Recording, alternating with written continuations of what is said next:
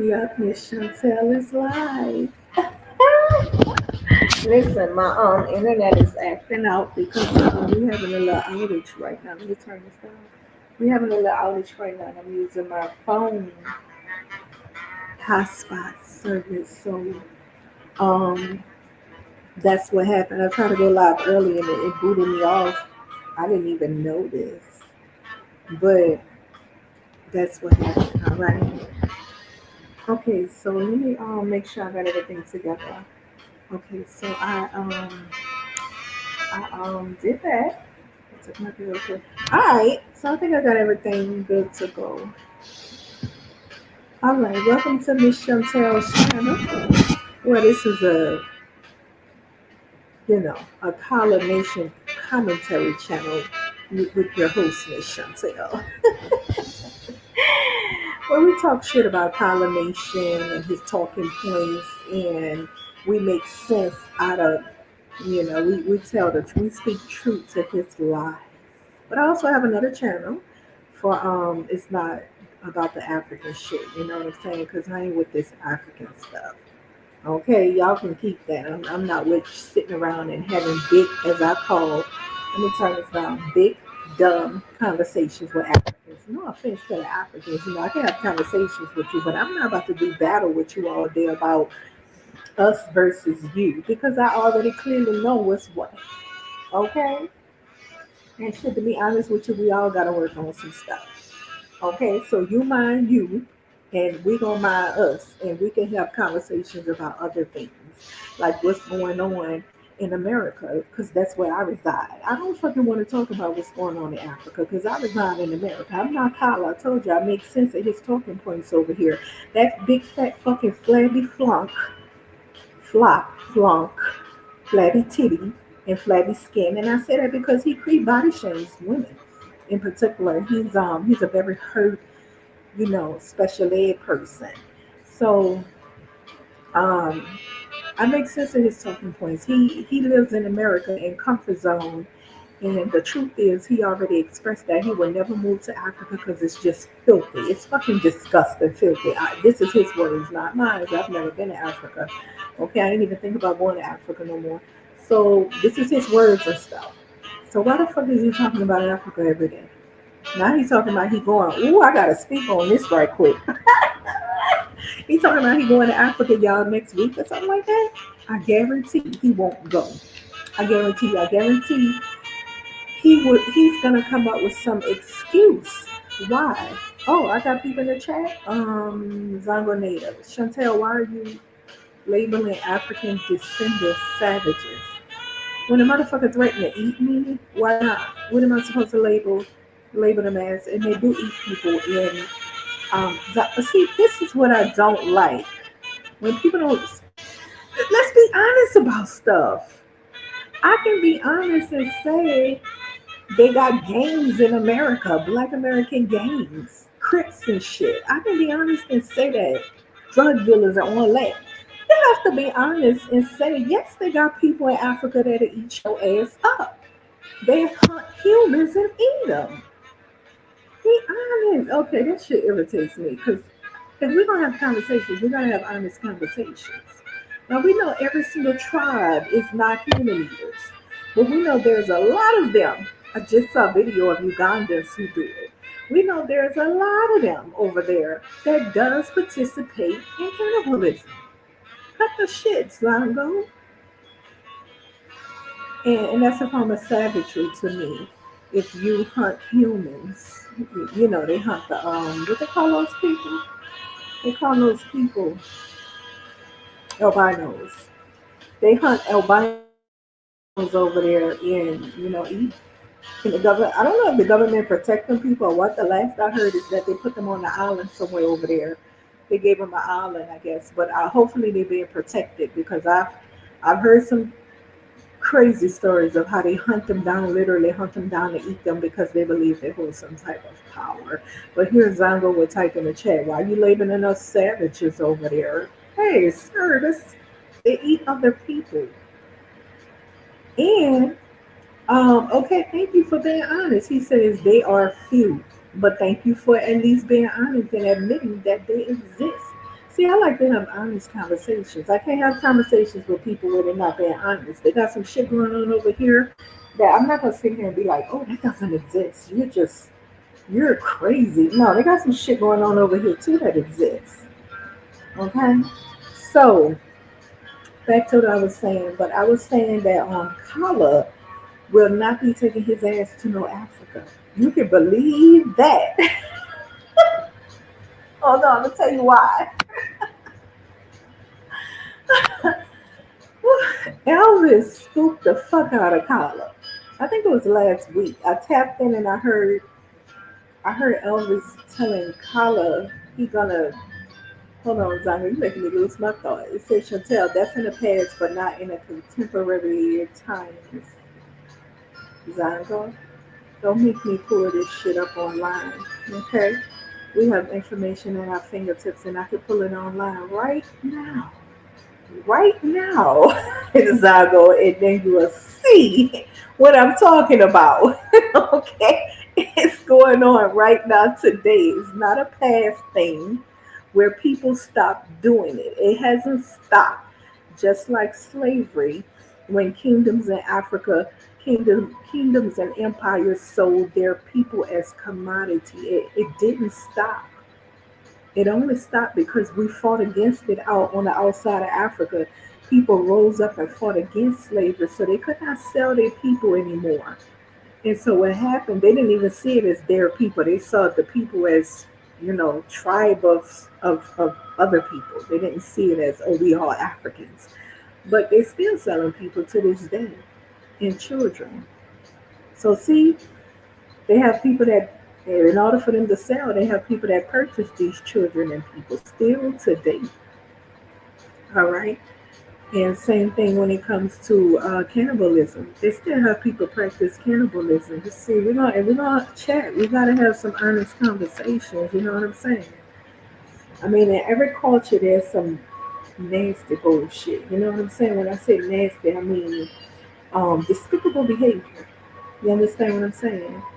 So yeah, we're gonna chat and we gotta have honest conversations. It don't make sense to have conversations that's not honest conversations.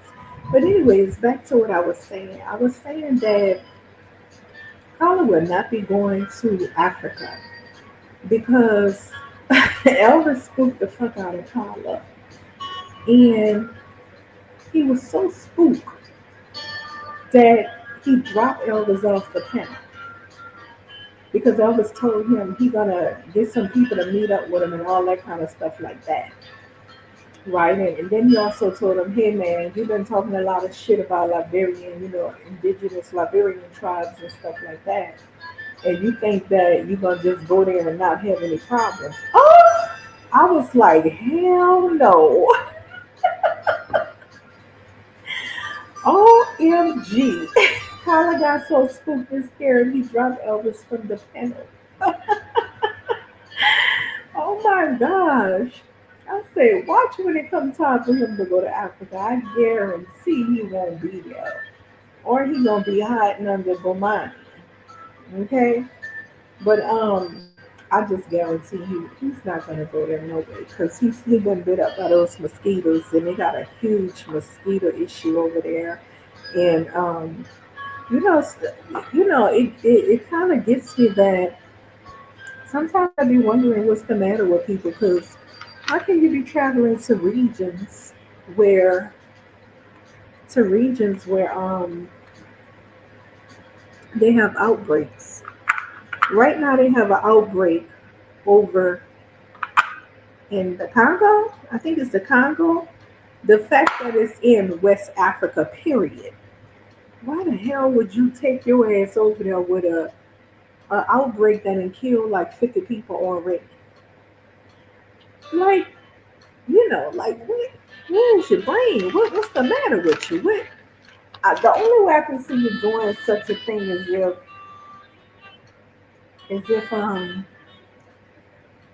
if you got business already established and you know you can't leave. You gotta be there to maintain your presence so that your business continue. Because, like I said, some of them have establishments over there where they have to be there 6 months to a year straight without leaving. And so, they can't take Africa, the poverty of it, because it's just nothing to do. So they would go there, shoot a video, and get the fuck up out of there in 2 days. And they leave and then they'll go back. Or some of them, like Jonathan and some other people I know of, they make connections in Africa with other Africans. And so what they do is they have them watch over their business or whatever like that while they leave and come back to America or Europe or wherever because they can't take Africa. Okay, they can't stay there long, and that's the purpose of having multiple wives, right, Jonathan? Right. So that when you leave town, I mean leave Africa, you will have people there to watch over your business or whatever you're trying to do like that. I mean, that's what I would probably do myself if I wanted to start a business in Africa, but I didn't want to stay in Africa. I would do the same shit. I would probably get somebody, you know, it depends on how good the money is. A lot of times they marry those women just for that purpose, for citizenship and for to watch their business and stuff like that. I probably would do the same thing. It depends on how much money it is, though. Not for no little opinions or nothing like that, though. You know what I'm saying? And those people don't profit a whole lot because it's Africa. Remember, the profit is not a whole lot. It's Africa, but they do get a lot of money to build the business or whatever they're doing. But the profit is not a lot. Okay? Anybody with common sense, a 12-year-old can understand the profits isn't even enough for him if he was to come to America with the profits from the African business. Okay? So, I came on tonight because I wanted to address something I saw. I'm listening to jazz music, y'all. Some Winston Marcellus. That's not him playing right now, but that's what I was listening to. So I came on tonight to address. Let me turn my volume up. I came on tonight to address a conversation that I seen take place on YouTube, and it was with Lady Bull. I think she pronounces her name Lady Bull or Lady Boule. And she's like a not an FBA channel, more like an ADOS channel. She's one of us lineage wise. You know what I'm saying? And so she talks about the issues that's going on today that's affecting Black America, and the current issues that's affecting Black America today is us trying to gatekeep our culture. We are at a point, even our elders in their 70s and stuff, even they proud of us for standing up and trying to gatekeep the culture and keep it together and not allowing these other Black immigrants who we fought for to come here to America, not allowing them to take what our people fought for.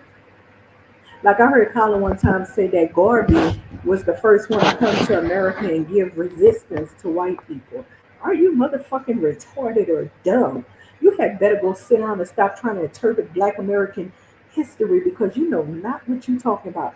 I just did a video yesterday and I was explaining how they have different mindsets from Black Americans. Black immigrants have completely different mindsets from Black Americans. They see history and racial issues and all of that differently than foundational Black people, ADOS, FBA people. They don't see things the same. They are people that will go along to get along. And that's my perspective of it, right? I'm giving my perspective, no disrespect, but this is my perspective. There are people that go along to get along. Black American, ADOS, FBA people, we don't do that. We don't go along to get along. That is why this country is where it's at today. That is why you have all kind of freedoms as a Black person because we fought for the shit. We fought for every single thing in this country. We have to fight for it. Black Americans and natives, they have to fight for theirs too, the indigenous. So see, nothing was given to us or anything like that. White people didn't walk around the land talking about, hey, we're gonna give you this land over here, you indigenous folks. It was nothing like that. The fight was real, and it was a struggle for all of the indigenous people wiped out majority of their tribes. Black Americans who became Black Americans, just look at us. They lynched our people and did all kind of horrible things. They enslaved the indigenous first, and then the Black Americans. We fought for a lot in this country for other immigrants to come here and be so nasty and disrespectful. And so that is where we are today. We're at a point where we say, okay, these people do not understand what's going on in America. When you come to this fucking country, it has nothing to do. I talked about this yesterday. It has nothing to do. I'm gonna speak on it briefly because it is leading me back into what I'm gonna talk about tonight. When you come to this country, it has nothing to do with your nationality. Nobody gives a fuck whether you're Ethiopian, Nigerian, Shapopian. Nobody gives a fuck over here. Okay, it's about black and white in America. And if your ass isn't white, or they don't categorize you as white like they do them Asians, they go on ahead and go, all right, come on, y'all. We're going to let y'all come over to this side. Y'all model citizens to us. Come on. Y'all don't give resistance. Y'all don't say shit. You keep your mouth shut and you keep your head down. So y'all come over here. We like y'all because the Asians, they don't give resistance. Okay. Um, Chantel, you didn't fight when you were born. You got it well, except your ancestors who fought for y'all. What the fuck is he talking about? Zango. Oh my gosh. You know I'm in my 40s, right? Yes, my ancestors fought for me, but even me as a young lady, we still had to stand up for things. And in my generation, we still have to stand up for things. Let me walk you down a little path right quick. The George Floyd shit, Black Lives Matter shit, that's people in my age group. We were still fighting, saying, y'all gotta leave us the fuck alone and cut this out. Leave us the fuck alone, Black Lives Matter. That's called fighting for rights, still, with the same people. Now, do you get it? If I walk you down the timeline, all the way back from 2025 to 2024 and 2023, I guarantee I'm going to show you where we in this generation, my generation, we're still fighting with those people for a lot of different things. See, you don't know what you're talking about. And you fresh off the boat. You don't know what you're talking about. All you know is you get off of the boat and you come and you can get housing, you can get that, you can get that, and you don't even realize that without Black Americans and indigenous people of this land fighting for those things, you wouldn't even be here. Ain't that a simple? You wouldn't even be allowed here. And you wouldn't be here because ain't no white person would have been like, yeah, let the Africans come.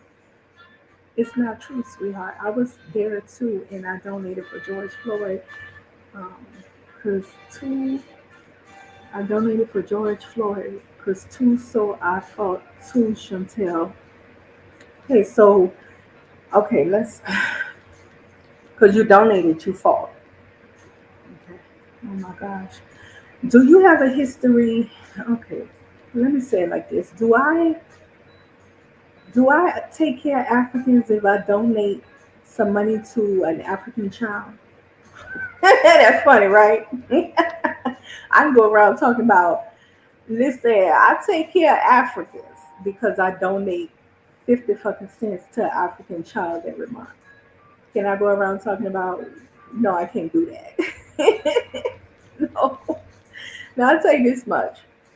If I was, had a large organization and it was geared towards African children, and it was very large.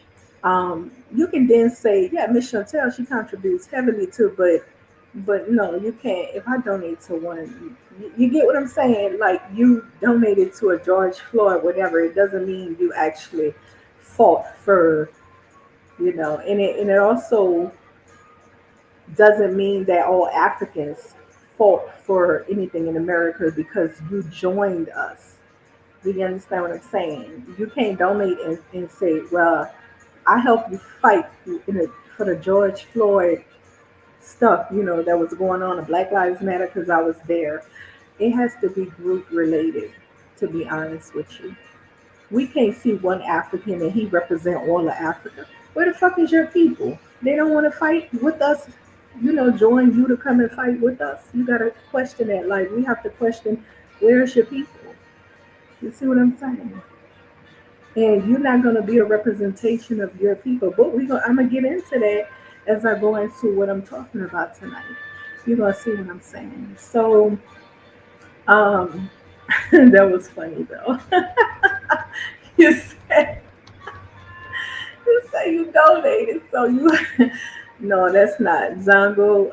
Gather your people up and y'all come out and say we here to stand with y'all in solidarity and fight with y'all. That's when we gonna recognize you. Now I know you being a young man, you can gather up 20, 25, maybe 40 people and say, look, motherfuckers, y'all over here acting like you dumb. This a color place. Our black asses is gonna be grass if we don't if we gotta stand alone in this country. We see what the fuck they do to the FBA people. You know damn well they don't like our black asses, no matter how much ass licking we do to them. The white folk ain't gonna respect us because they don't respect ass licking. I'm gonna tell you what they respect, Vongo. See the Asians when they came here a while back, and Black Americans fought for them and stood for them to be able to come and all that stuff too. When they put them in camps and shit during the war, they Black Americans spoke on their behalf and stepped up on their behalf as well. I never, but let me tell you this: they they had racial hostility too from the same people, Caucasians, when they came. And what happened was that their response was something different because they were not enslaved like natives and like the African descendants that came from Africa at first. They were not in that form of mind where they were enslaved by the Caucasian. They just came over and they were workers. They were working on the railroad and stuff like that, helping to build it. Hold on. Oh my goodness, my battery is low. Let me plug my phone in right quick. Hold on.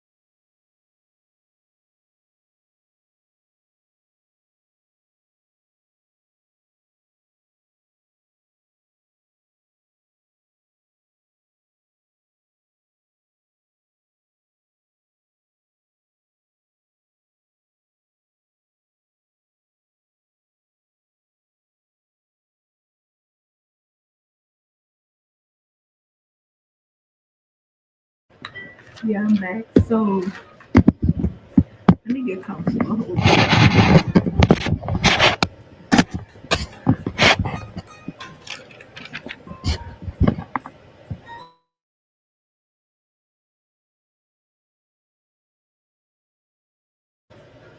So yeah, as I was saying, hold on, let me read this. That's part of the fight because my money was used for the protest. Child,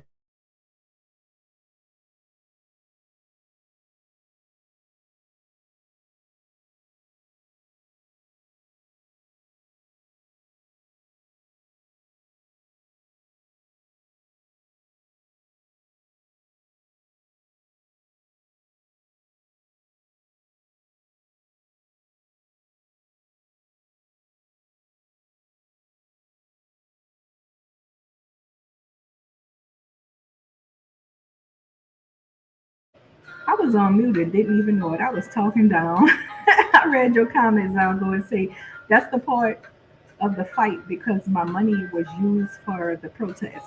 And I was saying that when it comes to that donating shit, I don't rock with all of that because when you get to asking people for money, I'm like, what you need money to fight against a cause for? What's the money for? For what the fuck you need money? You're renting buses or something to bus people somewhere? Or you're feeding people? You're not feeding nobody that come out to protest. You're not busing them anywhere.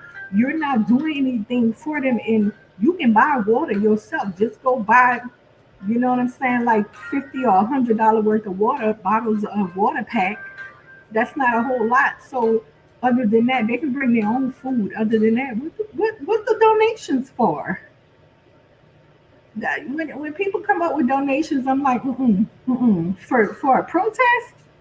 Oh hell no, Okay, scams is all over the place. I don't do the donation stuff, and I wouldn't have donated to Umar's school because you don't need all that money to open up a school. You don't. They have a Black American man that opened up a charter school with no money. He just went, used his gift of gab, talked to the people. They gave him a building. He and his friends fixed it up really nice and prepared it for the students and laid out a curriculum, laid out, dress codes and stuff, and boogie bang boom, there was a school. And then once he had founded the school, laid the foundation, and had it already established, then other people begin to donate to his school. That's how that goes. You don't tell people you want them to donate for you to start a school. Fuck the fuck off, sir. That's scamming. I don't need to donate. If I want to start an organization, I'm not going to ask you anybody to donate to me to start the organization. I'm going to start the organization myself with my money, which means I'm the founder of the organization. I laid it out, established everything, all that. And then I would say, you're welcome to donate to this organization. We gladly accept it and appreciate it. But anytime some person is asking you for donations beforehand, they don't got shit going on. They just talking about, can you send this in so I can start a school? Like you basically supporting a dream. That's what you're doing, Zanga. You're supporting the person's dream. And guess what? Long as you support their dream, they'll never make any moves action because you're giving them the money and they're not going to put it forward towards that. If it's a dream of theirs, they're going to go do it first and then they'll tell you about it so you can donate. Umar has been pulling that game since like somebody did a history on him like 12, 10 years ago. He been saying he gonna open a school and start. People been sending in donations left and right. Scam. That's all it is. So yeah, when the donation part, I don't do the all. When somebody asks for donations, that equals scam to me. Okay, but like I said, you didn't hear me because my thing was on mute. You you're a young person. Gather up about 20 plus 25, maybe 30. You can do that, right? And say, hey, look, you dumb motherfuckers. We're black people in America. And if you haven't realized in America, they don't like black skinned people. Okay? In America, I don't give a fuck what your nationality is. Okay? They don't like a bunch of black skinned people around this motherfucker. That's threatening to white America when they see a bunch of black, brown faces around this motherfucker. Too many of you. What they gonna do? They're gonna start they're gonna feel threatened and they're gonna start looking at your population over there. It's growing. You're having kids here, and it's growing and growing and growing. And when your kids are born in America, you they pretty much adapt to Black America's culture and mindset, which is very resistant, strong-minded people. We have been resistant for a long time. Even when our people was enslaved, they were fighting against being slaves, escaping and fighting against them and since slavery, since they first touched the soil of this ground. Indigenous people, the same thing. Okay? So your children become like us. White America sees that. Their numbers are multiplying. White America becomes threatened by that. That's a threat when they see your numbers multiplying and their numbers aren't. Okay? More black faces are coming in the country and not as many whites. And so what they do, when Trump said make America great again, it was never great for black Americans, okay? He's not talking about us. He's talking about white people. And you don't know that because you're an immigrant. But he's talking about make America great again for us white people being able to live it up and not have to be bothered with a bunch of immigrants all taking up all the jobs and shit, the low wage, labor force and stuff like that. That's what he's talking about. And he tried to put it on black people talking about they taking your jobs. Listen, he gives no fucks about black Americans either. It's just that he will tolerate indigenous and black Americans because we're here, we've been here. But the other blacks he don't like because, as he said, you come from shithole countries and you come over here for welfare and all that. And he says if you come over here with a degree or whatever, that's different. You working and you contributing to America. That's quite different. Okay, hold on. Chantel, stop living in the past. You are living in the present now, so prepare for the future. See, I told you that. You guys think different. How are we living in the past? Because I'm telling you, I mean, I don't even comprehend what you're saying because living in the past, we still have struggles here that we're dealing with these people. And now today, the heat isn't even on us, it's on you guys. The heat is on you guys. So it's just something that it's something that you don't understand because you're not American. You're an immigrant. So I can't really hold on, this commercial gotta go. And I'm not gonna let you distract me because you distract me at this point. But hold on. What is this?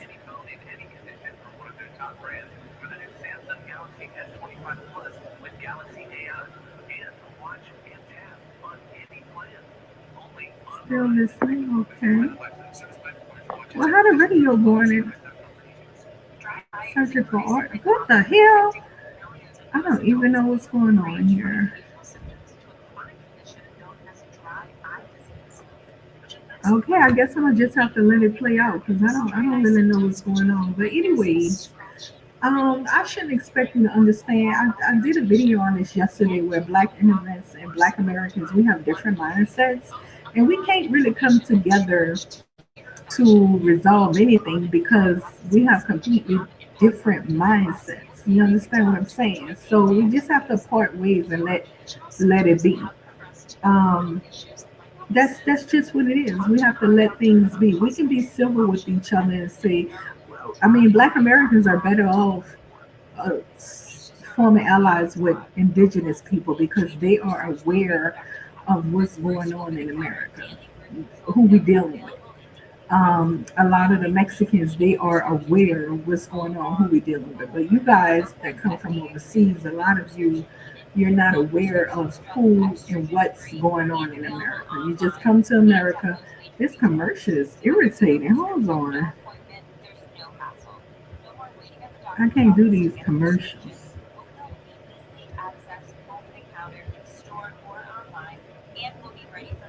This shit is irritating. Okay, wait. Search for the audience.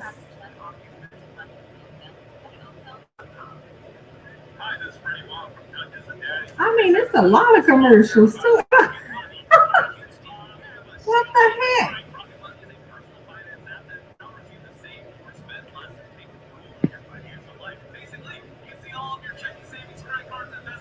I'm gonna get back to it, but y'all gotta give me a second because listen, I'm not about to listen to this all day. Let me see.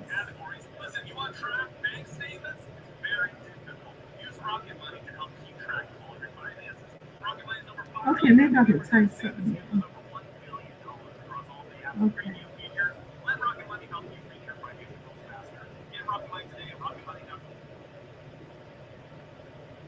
Okay, I think that's it.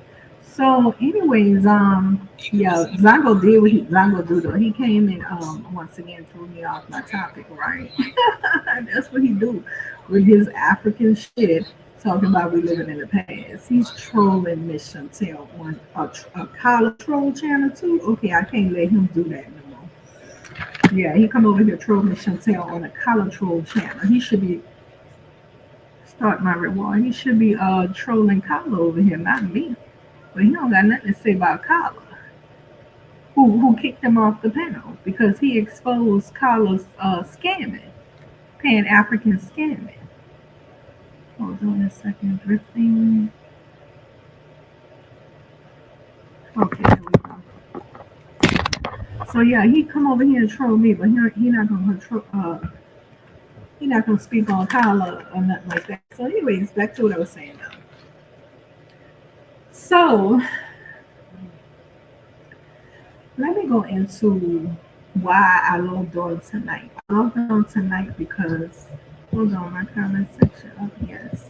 I logged on tonight because I wanted to talk about the Geno Jenkins and Pastor Jamal Bryant because these people are relatives and they do what Kala and Dollar Bill does. They cosplay Black Americans. And these are pastors. Okay. When I read about them, it said that they are African American with ties to the Caribbean,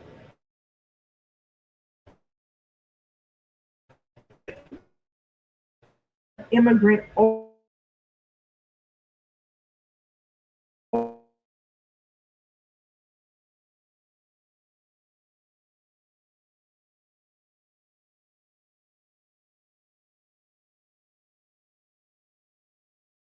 Those terms are reserved for ADOS FBA people.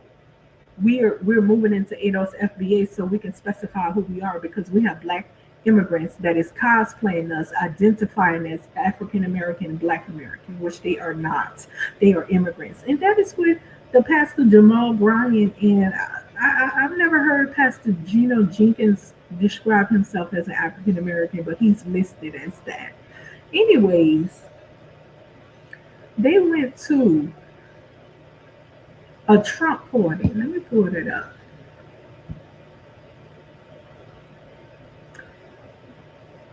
Hold on. Hold on. So first, I'm gonna share with y'all real quick this, and then I'm gonna talk about it a little more. So Trump gave a celebration.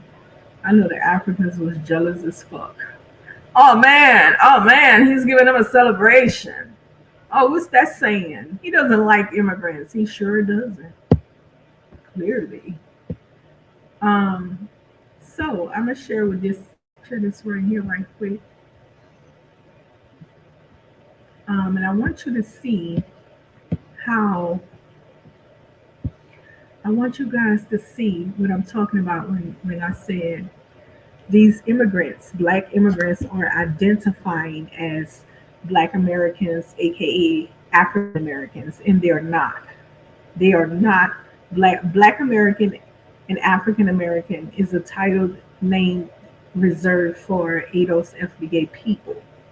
Okay, and we have to move away from those names because we have black immigrants that is claiming that they are African American, Black Americans, and it's truly irritating, and it's a problem for ADOS FBA.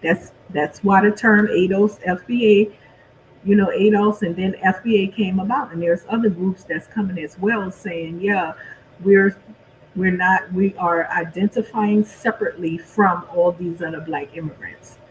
Okay, because they are claiming to be us and misrepresenting us. This is a problem for Black America, ADOS FBA. This is where the problem lies. Nobody gives a fuck about black immigrants coming here. This is in our country. If you was to give Black America, and I'm talking ADOS FBA people, a land of their own, they would gladly run to that motherfucking land. But you black immigrants, you wouldn't go nowhere. You would do the bootlicking that the white people want you to do proudly and good, and you would do it better than the Asians. That's why they accept them as a model citizens of America because they don't give resistance, they don't fuss, they don't say anything, they're non-confrontational. They put their head down. Hi, hi. I made a call today, by the way, and when I made the call, the lady answered the phone. She was like, "Oh, welcome. Thank you for calling. Yeah, yeah." I was like, "What? I can't hear you." That shit irritated, irritated me. I'm like, "This is fucking America. We don't do all that soft talking over here. You got to speak up." Yeah, my son talking about that's racist. No, it's not. I'm not being racist by saying you're in America and you're gonna have to use your girl guy voice. You're gonna have to get a little bit of your masculinity up in there, or they'll slop all over you in this country. Yeah, right. Well, now I use my femininity when I'm in the stores and stuff like that. I'm like, oh shit, this shit came up to more than what I thought. Then when I get to the register, I go like all the other ladies, I be like, oh, for real? Oh my goodness, where my Wiley? Oh Lord. Oh my goodness. Ooh, my fingernail just came off. All that old shit. You know what I'm saying? You gotta know when to use it. And then sometimes I have to use a little masculinity. I gotta and that's how it is in America, especially if you're not married, you know what I'm saying? So um yeah, it's crazy. That irritated. I'm like, girl, you in America. You can't afford to be out here telling me all that old bullshit. Honey, go ahead down the street with that. Back to the topic though at hand. They consider the Asians model citizens, so they like, come on over here. You guys know how to do what the fuck you told. You're non-confrontational. You just talk soft as fuck. Good job, and you don't say shit. And the black immigrants are following the lead. They come over here and they do a lot of ass kissing. They like look at Black America like, we not with y'all with that bullshit right there.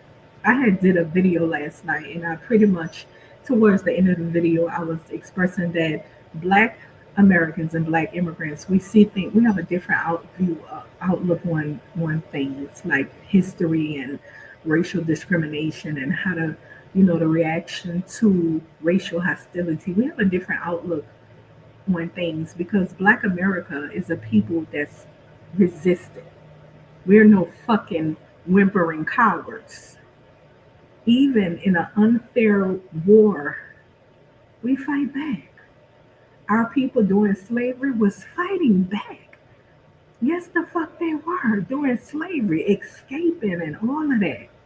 Now you have the Black immigrants that come here, and I think I understand it a little bit. They come here. Hold on.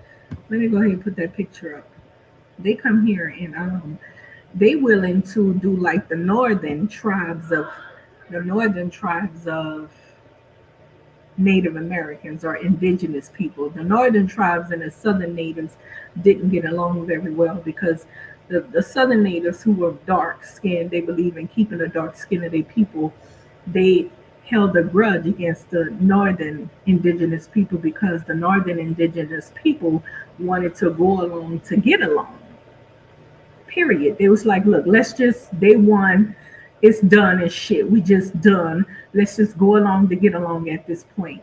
And so the southern natives or indigenous people really didn't like that. They called them whitewash. They called them all kind of names of sellouts. You know what I'm saying? And so the southern tribes of indigenous people made it with the African peoples, the black people, because they wanted to keep their skin dark. They did not want to be the white man. They did not want to have the white man's life, which he was offering to them as well, to assimilate, to go along to get along, and you'll be fine. Now, fast forward up to this point, you have a lot of black immigrants, and I say understand it a little bit, that's flooding the country thanks to Black America, that's flooding the country that we fought for them to be able to come to. They come and we didn't even understand their mindset. When they come and they're willing to do things that we're not willing to do. They're willing to be paid $5 for a fucking $25 an hour job. Side note, they just had a situation where some immigrants worked on a major construction site where they had to go underground and dig and all that kind of stuff. And they paid those people $18 an hour to do that job, these illegal immigrants. But somebody found out and they sued. And now all 12 of those illegal immigrants that they pay only $18 an hour to do the job, they each gonna get 30 plus $1,000 each of them because they were underpaid and somebody found out and took it to a lawyer that took the case on. Thank goodness. Okay, Black America is not settling for such shit. And I'm proud of my people. They don't settle. Okay? So with that being said, you have black immigrants that come here and they're willing to settle for that type of behavior. They are not trying to resist. They're not trying to do anything. They just want to go along to get along, which is a problem for Black America because we fought for everything that exists today. Hold on a second. The thoughts on February 28th. Oh, I see dinosaur. So, anyways, yeah, he'll sell out too. Ooh, child. Ooh, child. Mm. Girl. Ooh, yeah. Them cosplaying Black Americans, though. Ooh, child. Then Dennis Sperling is on too. Y'all need to check out Dennis Sperling. Dennis Sperling. He's an FBA brother and Poverty Girl, Pretty Girl, Poverty and Trump's Economy. So y'all need to check him out. He's an FBA brother as well. That be splitting history. If you want to know the real Black American history, don't listen to cosplaying Black Americans like Colin. He will mislead you on our history. You got to listen to real Black Americans to really actually understand our struggle and our history and our mindset. Because people who talk down on Black America is usually people that's cosplaying us. Okay? Believe me, it's usually people that's cosplaying Black America. Okay? So anyways, what was I saying? Let's get into why I even put up this live stream. So on this live stream right here, you see his face. This is Pastor Geno Jennings. And honey, he is a trip. OMG. Y'all can go look him up and watch him. And, when I say he a trip, you'll see why. So, he is the cousin. He was born in Philly, raised and born in Philly, right? And they say he identifies as African American, but he's not. He's of immigrant descent, born and raised in America. Again, I just don't understand why these people identify as African American or Black American when they're immigrants. I, that's a form of you have an identity crisis as well as you're trying to hijack somebody's identity. It's some weird, crazy shit. And I think this the issue at hand with Black America, real Black America, ADOS FBA people. We have these cosplaying people that's misrepresenting us. Okay, so again, he is Pastor Geno Jenkins. He's originally from the islands, and this right here, man. Let me click on the video. This man right here. Working individuals, couples, and families in Washington could get a refund of up to $1,290. My cousin Jamal. Okay, yeah, you heard that. My cousin, he's calling Jamal Bryan. I'm going to show you who he is, his cousin. They're cousins. He's from the islands. And one day he came out and started admitting that Jamal Bryan was his cousin. And here we are walking around this motherfucker thinking Jamal Bryan is one of us, Edos FBA, but he's not. Pastor Geno Jenkins was like, Jamal Bryan is my cousin. And we islanders, we Caribbeans, all right? So listen. hypocrite Brian. My wicked cousin who never was saved, never was born again. He's just a But damn, OMG. sinner, Jamal Bryant. Jamal Bryant, that false prophet in Baltimore, is my cousin. My Lord. Sure, he must have pissed him off. He must owe him some money or something. My cousin Jamal hypocrite Bryant. My wicked cousin who never was saved. Oh, the wicked. They got a new program on now on television called The Preachers. My Lord. And my cousin is on it. I didn't know he was on that show. Jamal Bryant. Oh, my. Yeah, human family. Jamal. I'm gonna show you who Jamal Bryant is right away, just in case you don't know. And a lot of people think That's him not right here. The guy talking right here in the dark gray suit. That's Jamal Bryant. Church people are gonna have a heart attack. Monique is from Baltimore with me, so I believed in open marriage. I just forgot to tell my ex-wife about it. Excuse me? Oh my goodness, this is my first time watching these videos too. He just said he believed in open marriage. He just forgot to tell his wife about it. Oh. Whoa. So it didn't go well. But I think that the key is had you had that conversation. The key is that conversation. Right. But the biblical part I've got to ask is not as entertainers, but as believers, how do you find that balance that we say that the bedroom is sacred for the two of you? Who am I to tell her which? Oh my goodness. I didn't see this video, but OMG. The bedroom definitely is sacred when it comes to a man of God. You can't be out there like that. Oh, wow. She can and cannot do. And if I did tell her what she could and could not do, is there a possibility that she could still do it anyway? Wow. Okay. And then that's called cheating.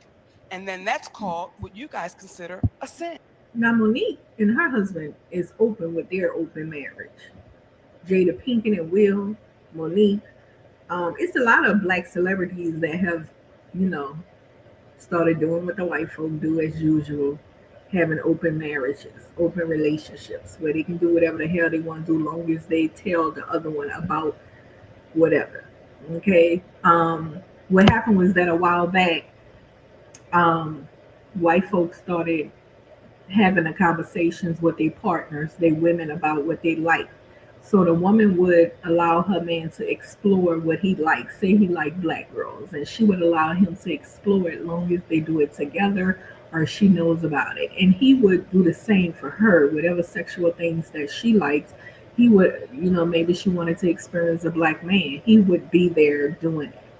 I mean, experiencing it with her or whatever like that.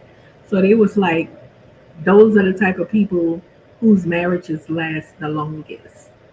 When you serve your man to the fullest like that, and you serve your wife to the fullest, let them enjoy, not feel like they're in a prison, but enjoy what they want to do, even though you guys are married. So that was the get up back in the 80s. And when I looked up, a lot of black people started following suit. They started having these open marriages and open relationships where, a lot of times the people didn't get divorced when they found out somebody was cheating. They didn't, even Wendy Williams, they didn't get divorced because they already had agreed to have an open marriage or open relationship. You see what I'm saying? Now, Wendy agreed with her husband that they can do that. He can do that. But she had told him, long as he doesn't make any children, it was fine. But he went and made a baby with a young lady, and that was a no-no for her. Okay? But she still was supporting the child or whatever. She still cared about his child with another woman that he cheated with. But the other woman knows that Wendy knew about her. They had a house down the street and stuff, whatever. To each his own. It's none of my business. I'm just saying what had happened in the history. Black women started following suit, like, okay, we got to please the man. We got to suck his dick all day and all that old bullshit like the white women was doing to please their man and keep him at home and happy, which I highly disagree with. All right. If you got to be a closet holder to be a wife, it's just not making no sense to me. You get married because you don't want to be a whore. Okay. You don't want to sleep around and be a whore. Like, what? This shit is not making sense to me. Help me make it make sense. You get married because you don't want to be sleeping around and whoring around. But when you get married, you have to become you have to become a closet whore to keep him satisfied, which means when I say closet whore, doing all kinds of sexual things, including opening your bedroom door to other women or men. That's whoring. It don't make sense. Like, what's the purpose of getting married then? Like, marriage is supposed to be some type of um, monogamy type of thing where it's just me and you. Or some people they honest about it and they practice polygamy. I prefer that the person be honest about it and say I believe in multiple whatever. Be honest about it. Have the conversation. I think it's a good start because they got some freaky ass people out here. Ooh, child. Like what the hell? No, baby, this ain't gonna work out. You're not my cup of tea. I'm not your cup of tea. Not into it, okay? If people be honest and have those conversations, they probably can likely find a match for them. And that's what Monique was saying. Did you have the conversation? Because her and her husband had the conversation, and they have an open marriage. All right, so Jamal Brown didn't have the conversation with his wife, and then later on, after they were married, he like, look, listen, I feel, but you had to marry her in a disguise that it was a monogamous marriage. You see what I'm saying? So yeah, we got to be mature enough to have the conversation. Um, yeah, that's crazy. But I respect people's honesty when they're honest up front. I respect that. I have no, I have absolute respect for people that's upfront honest about what they like when it comes to pleasure of the partner. You know what I mean? Like this one girl, Ray J and his wife. The girl went on a radio show, the wife, and she was like, "Yeah, I'm divorcing Ray J because he turned me into a lesbian." I'm like, he turned her into a lesbian. What? She talking about she had to, and she had feelings for him. It's obvious. But she was saying he basically was demanding that she open up the marriage door, bedroom door to other women because that's what he liked. And if she loved him, she gonna allow him to live. And you should have had that conversation with her in the beginning. You know what I'm saying? And that's what it. Be honest about the shit. Anyways, I didn't see these videos. I just pulled these videos so I can show you who Pastor Jamal is and who Pastor Brian is and who Pastor Gino is and Pastor Brian is. They actually cousins, and they were born and raised in America though, but they actually immigrant. They immigrant descendants that came over here, and were born. Their family came over here and they were born and raised here. So I wanted to show y'all that, right? Now, Pastor Jamal, this dude right here who's talking. Okay. So here's the thing. I know from my house that if This guy was caught cheating too. I think he was caught cheating as well. I tried an open relationship, there would be a 100% divorce Well, they say he was cheating, but now he's saying, his wife gonna divorce him if she was to catch him, whatever. Okay. rate in my house. And I think you should ask your wife, since she's in the audience, because oftentimes we don't ever even have the conversations because we're too afraid of what might come back. How she told that man to ask his wife, is she into having an open marriage? Oh, So we might want to check with the wife. That's why you got so many crooked false prophets. Oh yeah, So many so many. sent by the devil Oh yeah. to keep the world crooked, Amen. keep the world unrighteous, Mhm. keep the world ungodly, That's right. to keep the world wicked and untamed. Yeah. They called me a false prophet because we refuse to endorse the madness. Amen. We refuse to endorse bathrooms. Yeah. where a man who think he's a woman can't go in the Okay, now I hear you. So anyway, this is Pastor Jenkins. Once again, the other dude who was talking earlier is Jamal and their cousins, right? Let me bring you back to the face of Jamal so you can know who I'm talking about, because I'm gonna go to another video clip of him responding to this is Jamal right here. All right. With me. So I believed in open marriage. I just forgot to. Okay, he said he believed in open marriage, but he forgot to tell his wife. So these two are cousins. We find out that Jamal is a black immigrant because he's the cousin of Pastor Gino, and Pastor Gino got tired of him one day. They must have got into it over something, and he called him out. He was like, "That's my cousin," and let me tell you about him. Okay. So he be going after TD Jakes and them too as well, the Pastor Gino guy, and all that kind of stuff. So let me go to the Trump celebration at the White House, people. You're doing. Now, the first thing I noticed when I had clicked on the video, I was like, Trump celebration at the White House. You know, I'm not a big political person. People do all this political stuff for, money or whatever like that. But I'm really enjoying Trump right now. He's like, he's fucking doing the do. You understand what I'm saying? Listen, he doing what the fuck he wants to do. Okay, that's what I'm talking about. They're trying to push back, but it's crazy because the man. Listen, y'all try to lock him up. Okay, that was number one. So when he got the opportunity to get in the White House again, of course he coming on some ain't a bitch gonna stop me from doing nothing type of mindset. You understand what I'm saying? He said at first, when I first got in the White House, they told me I couldn't do this, I couldn't do that, I couldn't do that. So he set out a term, right? 4 years, all the things he looked back, I could have did this, I could have did that, I could have did this, and this, and they told me I couldn't do it.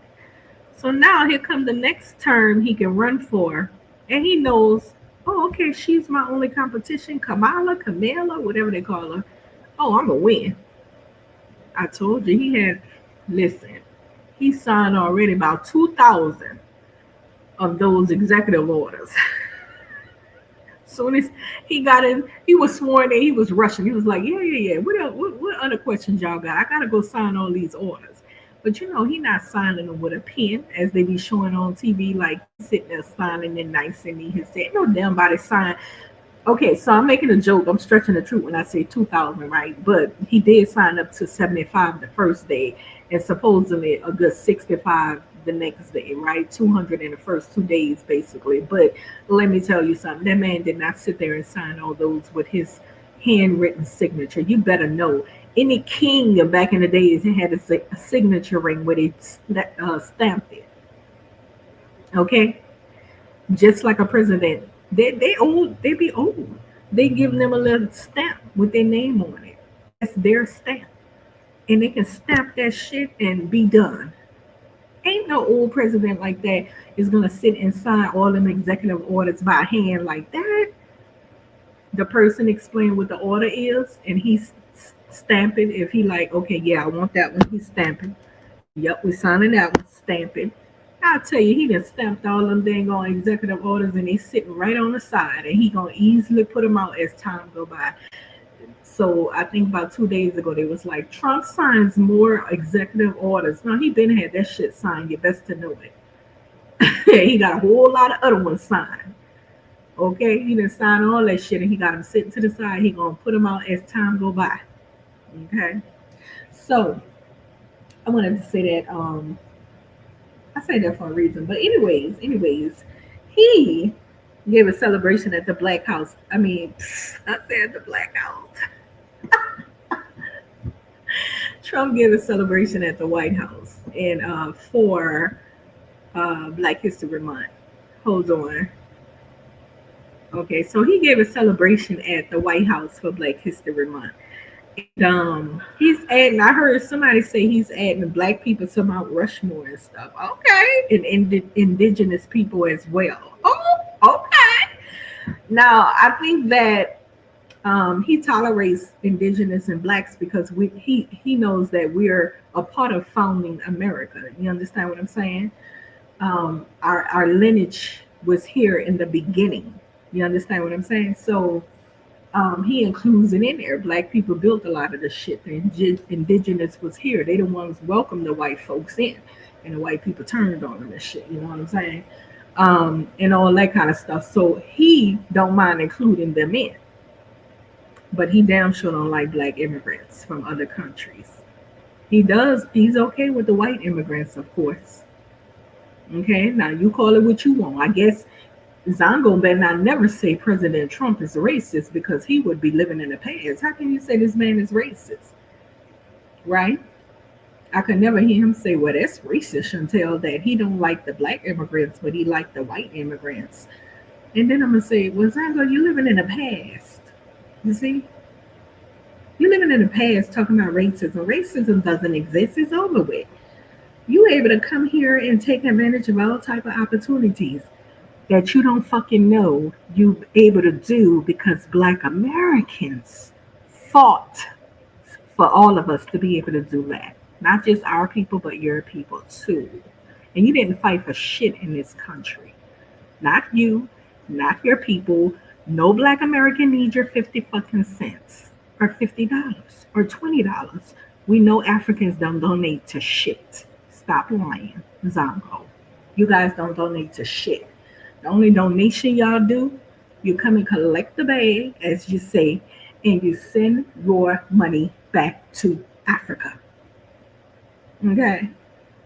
You like one of those people who give somebody a quarter and be talking about, but I donated to you. Oh, okay. I'm being goofy. Let me stop. So, anyways, let me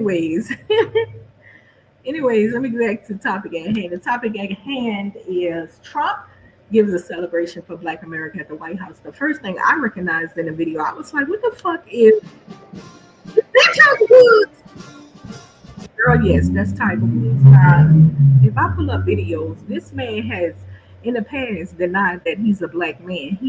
He said he was biracial. Matter of fact, he didn't even say he was biracial. He said he was his mother's race, some type of Asian. I forgot what kind of Asian she is, but he claimed that he was his mother's race. He didn't claim his daddy's race. Maybe his daddy was okay with that for whatever reason. Okay. We don't even know if his dad was an actual black American. Let me type it up and see right quick. Because he probably wasn't a black American. Was Tiger? Because remember, they think different from us. And black immigrants think different from us. Was Tiger Woods black? No, was.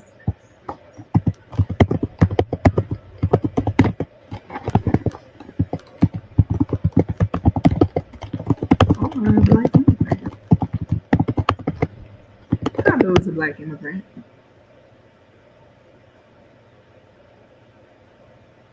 Okay, so his dad name was Earl Woods. The father of Tiger Woods was an African American born in Manhattan, Kansas.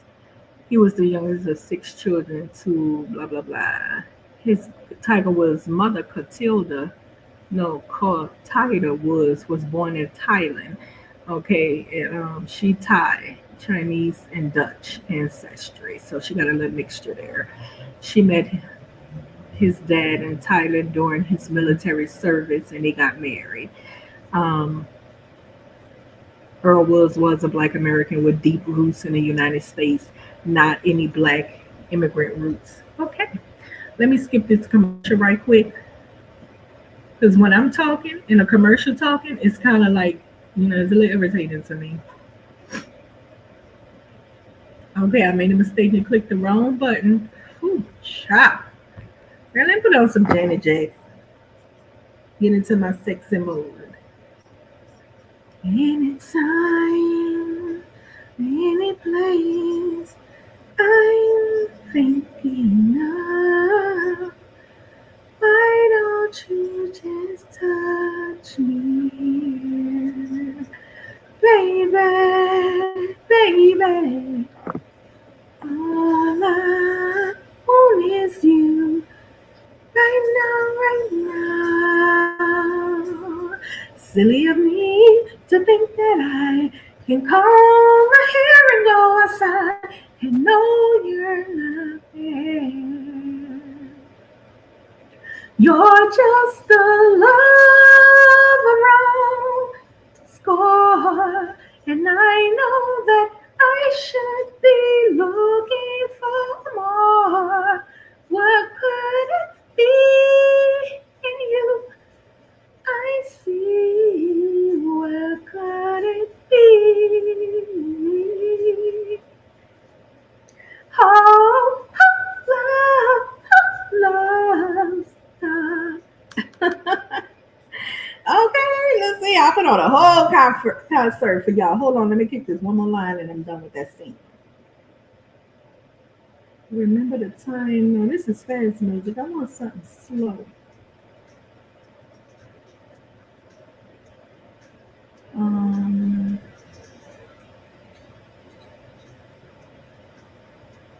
hold on a second. Baby, just give me one. Y'all know who that is, right?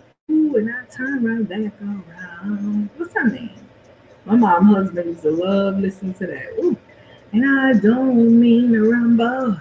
Ooh, but I just might change my mind. Damn, what's her name? Baby, just give me one reason. The guitarist. She's a black chick with dreadlocks and she's a guitarist. I cannot remember her name though, but let me. I'm trying to find something slow and relaxing. The only thing I can think of right now is Sade. So let me cut that on. All right. So back to what I was saying. Um, back to what I was saying though. Let me check my comment section. Okay. So back to what I was saying.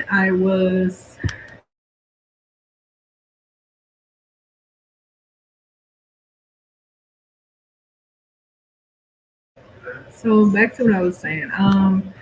Here we have yeah, you've been very quiet. You just keep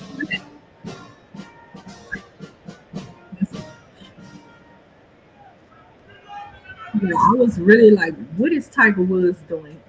Why is he there? Thank you very much.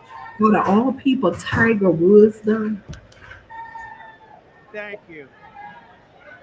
Wow. This is some crowd. How are you?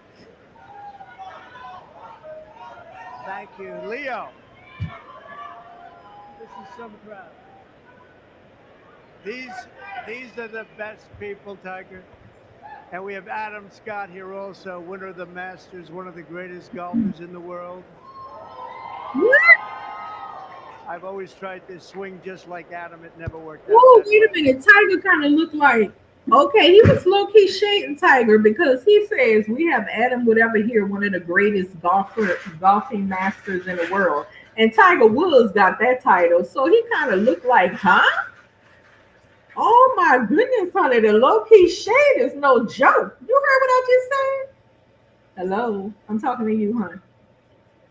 He gave a shout out to the white guy who and called him the world's best golfing masters and all that, while the black guy who is known as the world's best golfing master was standing right there. That's low key shade, isn't it? And Tiger, we know, and I just want to thank Adam and Tiger and the commissioner of golf. What? Jay, thank you very much for being here. Jay Monahan, head of the PGA, and we've had some interesting discussions. But let me ask you, is there anybody like our Tiger? Hold on though. Okay, now he about to talk about Tiger because I mean Tiger. I was about to rewind and say check out the reaction Tiger showed when Trump said that. But okay, let's see what he say about Tiger because you know people be low key shading and shit. But I tell you the funniest video I seen was Trump, his wife Kamala. My mom keeps saying, "Why you calling that lady Kamala? Her name Kamala. Her name Kamala. Kamala." I hate to do that. Just make somebody's name wrong. Is it Kamala? Kamala? Kamala. That's what it is. So Trump, his wife Kamala, and her husband and Barack was there. Michelle did not. I gotta go over that video, honey. Michelle didn't even show up. You know, Black American women can't hold it in. she would have been frowning and booting up and shit and fanning herself with her head and shit, want to beat his ass because she said that Trump had her and her family living in terror. You know, the things he was saying and doing to her and her family and stuff. He was putting out a lot of nonsense and starting up beef against her and her family. So she really dislikes him. And honey, woo, child, it was crazy. Now you talk. I like watching White House shows, like TV shows, like the Oval and the White House and all the White House drama, because that's some dramatic shit right there. Okay, we talking like I told my mom. I said, "Girl, can you imagine the intern young lady Monica Lewinsky? She went in the Oval, bent over with no pennies, and showed her thingy thing to the president." And then he eventually got her back up in there doing the do. I'm like, oh my goodness, she had everything in her hands at that moment and lost it because she thought she had a friend. Child, I tell you, if she would have told her mama, she would be funky rich today. Her mom would have been like that. Damn, bitch, they're gonna destroy you. Once they find out, they're gonna destroy you. So we have to get everything possible before they find out. You know what I'm saying? Because when they find out, you're gonna be the whore of the world. And I think that lady did that young girl wrong by exposing it. She did her wrong. She could have at least allowed that young lady to get her tuition paid off and all that. She was gonna get all that done because that's the kind of secret that he has to pay somebody to keep, especially if she had proof. And she had proof. But she walked away with nothing, honey, because she thought she had a friend. That's the number one rule. Teach your children don't trust no motherfucking body. Everybody is likely to cross you for their own reasons in success. Okay? That's the name of the game. So, anyways, I just spoke on that because, ooh, child, the drama that be going on in the White House, though. Ooh, they started finding drugs in the Oval Office, and like somebody's on drugs in there. Girl. So it's crazy. The reaction of Trump, Biden, and not Biden, it was Trump, Kamala, and Obama, and Trump talking to Obama. Obama looking straight ahead, looked like Trump was like, "I told you, I told you I was gonna come for you. I'm gonna tear it. I'm still working at it now. I'm gonna make sure by the time I get it out of there, I'm gonna been and tore every fucking thing you ever put your hand to. I'm gonna tear it all down. I'm gonna tear it down. I told you I was coming for you." And Obama looking straight ahead like, "Go ahead, do what you can do. I doubt that you're gonna succeed though." But you know, they had a good, just by looking at him, you couldn't tell what they were really talking about. But Trump was digging in. He was like, "I told you I'm coming for you." That's why Kendrick Lamar say, "Put on your poker face and pretend to like us. But I know who you are based on what you say out your mouth." So let me give you this right quick. I was taught something this day. I had a white friend, and we went to the park. I told y'all about her before. We went to the park when her daughter was young, and um, she told me we were going to meet up with her daughter's dad. But when we got to the park, he showed up with a woman and a baby girl, and I didn't never see him. So when I saw her reaction as we were walking in the park, she kind of was like, and I looked up, and the man and the woman was like, so we all ended up at the playground with the kids, right? My son, her daughter, and the other little kid. And I'm up here. My son was younger than her daughter, so I'm up here putting him on a slide, and her daughter running around. And the man, the black man, big old fine, gorgeous, clean cut black brother.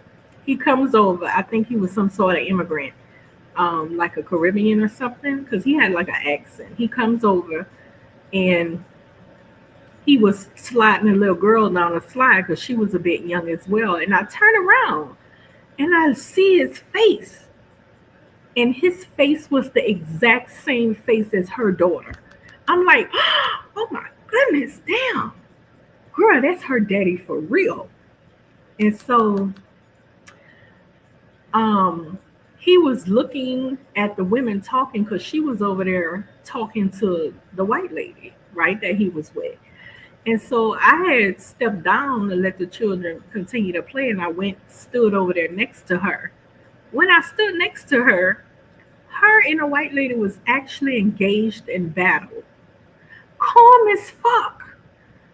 No kind of voice lifting or nothing. They was talking soft, and I guess out of respect for the children, right? That would have never happened in the black community. I was like, shit, that would have never happened where I'm from.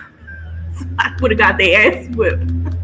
So, so I step up there and I'm listening to them go at it. And they're going at it. Well, you know, Chelsea, you need to understand he doesn't want to be with you anymore. It's over. Get over it. And she like, what do you mean don't want to be with me? He calls me. You do understand he calls me. And I'm like, I'm shocked. I'm standing there looking like, I can't believe that these women aren't fighting. I was really like flabbergasted that you can have a whole argument and disagreement with somebody without yelling, screaming, and fighting. That shit blew me away. And from then on, I learned a lesson that, maintain your coolness. Never fight with a bitch. Maintain your coolness and keep it moving. Okay? So it really taught me something because I had never seen that. And that's what Trump was doing to Obama. Him and Obama was maintaining their coolness. And, you got to learn how to play the game of life. You're going to have people that piss you off, that might work with you or whatever. And you say what you say in the nicest way and move along. That's what I teach my son. You say what you say in the nicest way. If somebody disrespecting you, you halt it and say, hey, I don't like it, don't do it again, and move along. No reason getting your feelings, as long as they don't touch you. They can say whatever the fuck they want to say. They can call you 10,000 niggas, get your proof, sue if you can. If you happen to be walking down the street and they pass you in the car talking about nigger, they can say whatever the fuck they want to say. It's not true. You're not really a nigger, right? You know who the nigger is. You know who the savage is. Not you. The terrorist is and shit. It ain't you. All right? So you ignore somebody like that because those kind of people are full of hate and envy and they're sicko-minded. So anyways, that's what Obama and Trump was doing. They were being mature and having a battle in the nicest, respectful way. You can believe Trump wasn't talking about what he ate last night or some shit. He dragged Obama and his family talking about the man wasn't American and a whole bunch of other shit. Now Obama started stepping back. At first he was ignoring them, but then he started coming back out like, I put this and I did this and I did that too. That's me. I did this. But Trump is tearing everything down that Obama ever put into effect. And let me tell you something before I go into this video. He's doing a damn good job at it. Do you know Obama didn't give no White House celebration for Black history, but he did light up the White House with gay parade flags during the gay parade month. He lit the fucking White House up with those lights that, that beam on a White House. He beamed a flag, a gay flag on the White House. He didn't do none of that kind of shit for Black Americans. He did all kinds of things for gay America, though. He was the first gay America president. He came and brought that shit, baby. All that was thanks to Obama. He really was on their team. He was for them, okay? And immigrants. Now, Trump is doing something Obama did not do, even if it's a little bit. Obama didn't do shit for Black America. And Trump is doing it. Do you follow what I'm saying? He's making them look bad. Because people are going to say, Obama ain't do shit for us. But Trump gave a whole celebration of Black History Month in the White House.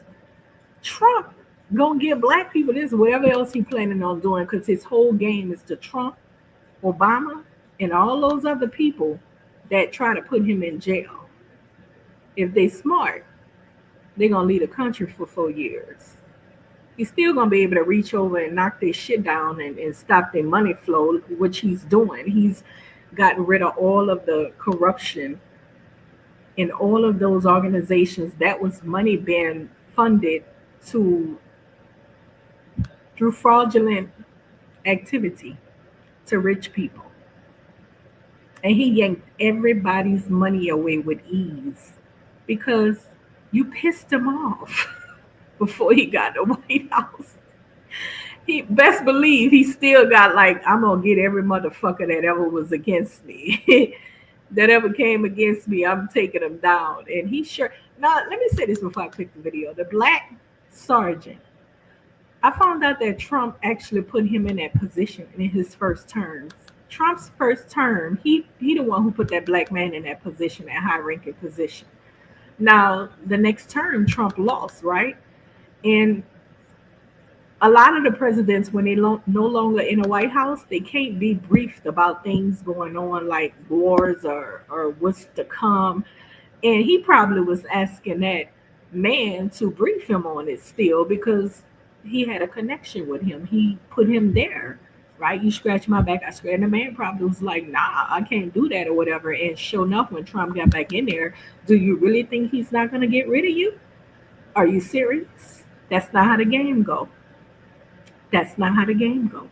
So he put him in there, but he also had the chance to get him out of there. And he did just that, you know.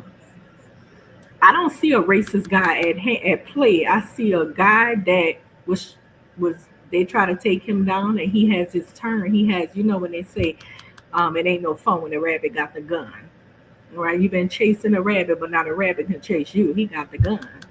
All right. So let's get into this video though and see what's going on here. How are you? He's the great. Would you want to just say a couple of words? He doesn't. He's much more comfortable.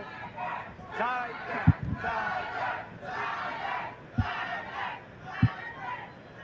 Hey, it's an honor to be here. It's an honor to be here with you, Mr. President, and to be on the road here with all of you. Thank you so much.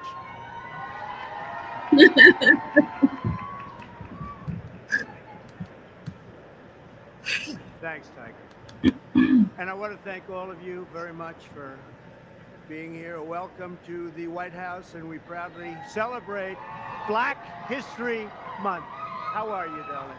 There's something about Today we pay tribute to the generations of Black legends, champions, you got an upper on. patriots who helped drive our country forward to greatness. And you really are great.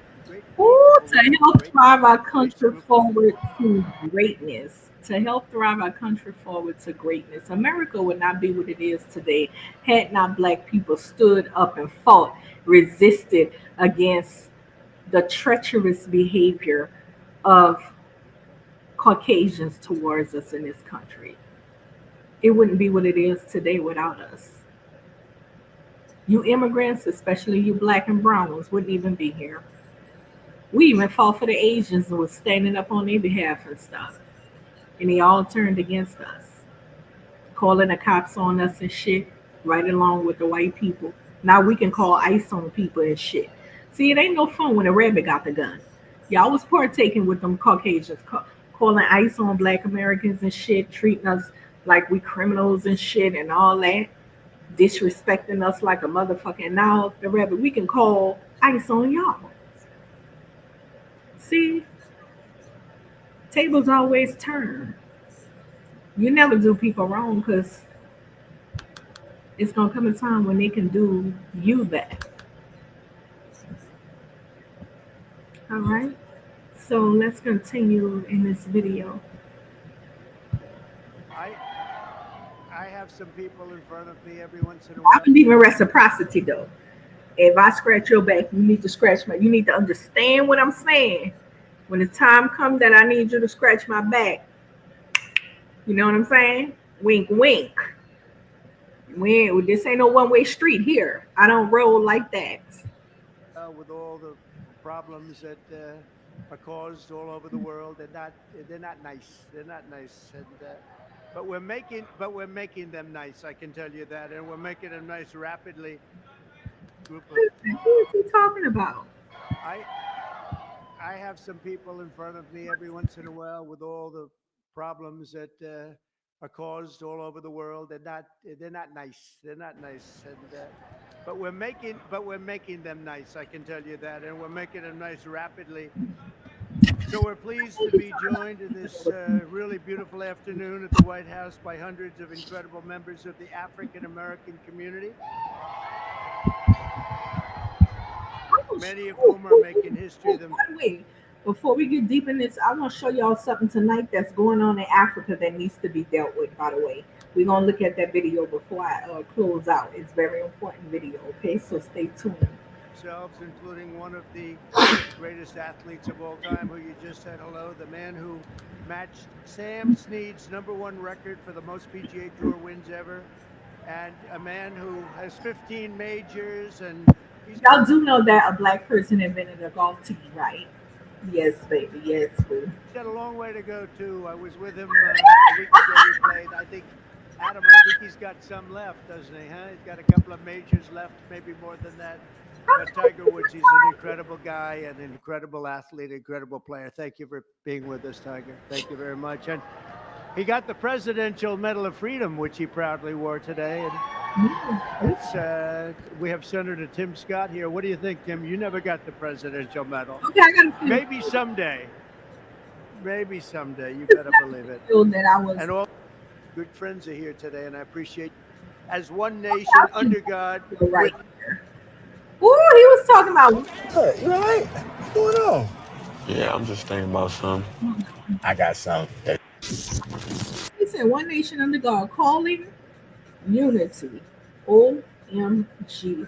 Obama ain't do this now. He trumping. Trump hosted the White House a reception honoring Black History Month, and let me see. In attendance, Sage Steele, Kodak Black, Lil Boosie, Rod Wave, Herschel Walker were some of the names that have been reportedly, were. Yeah, they're making history out here, Black history.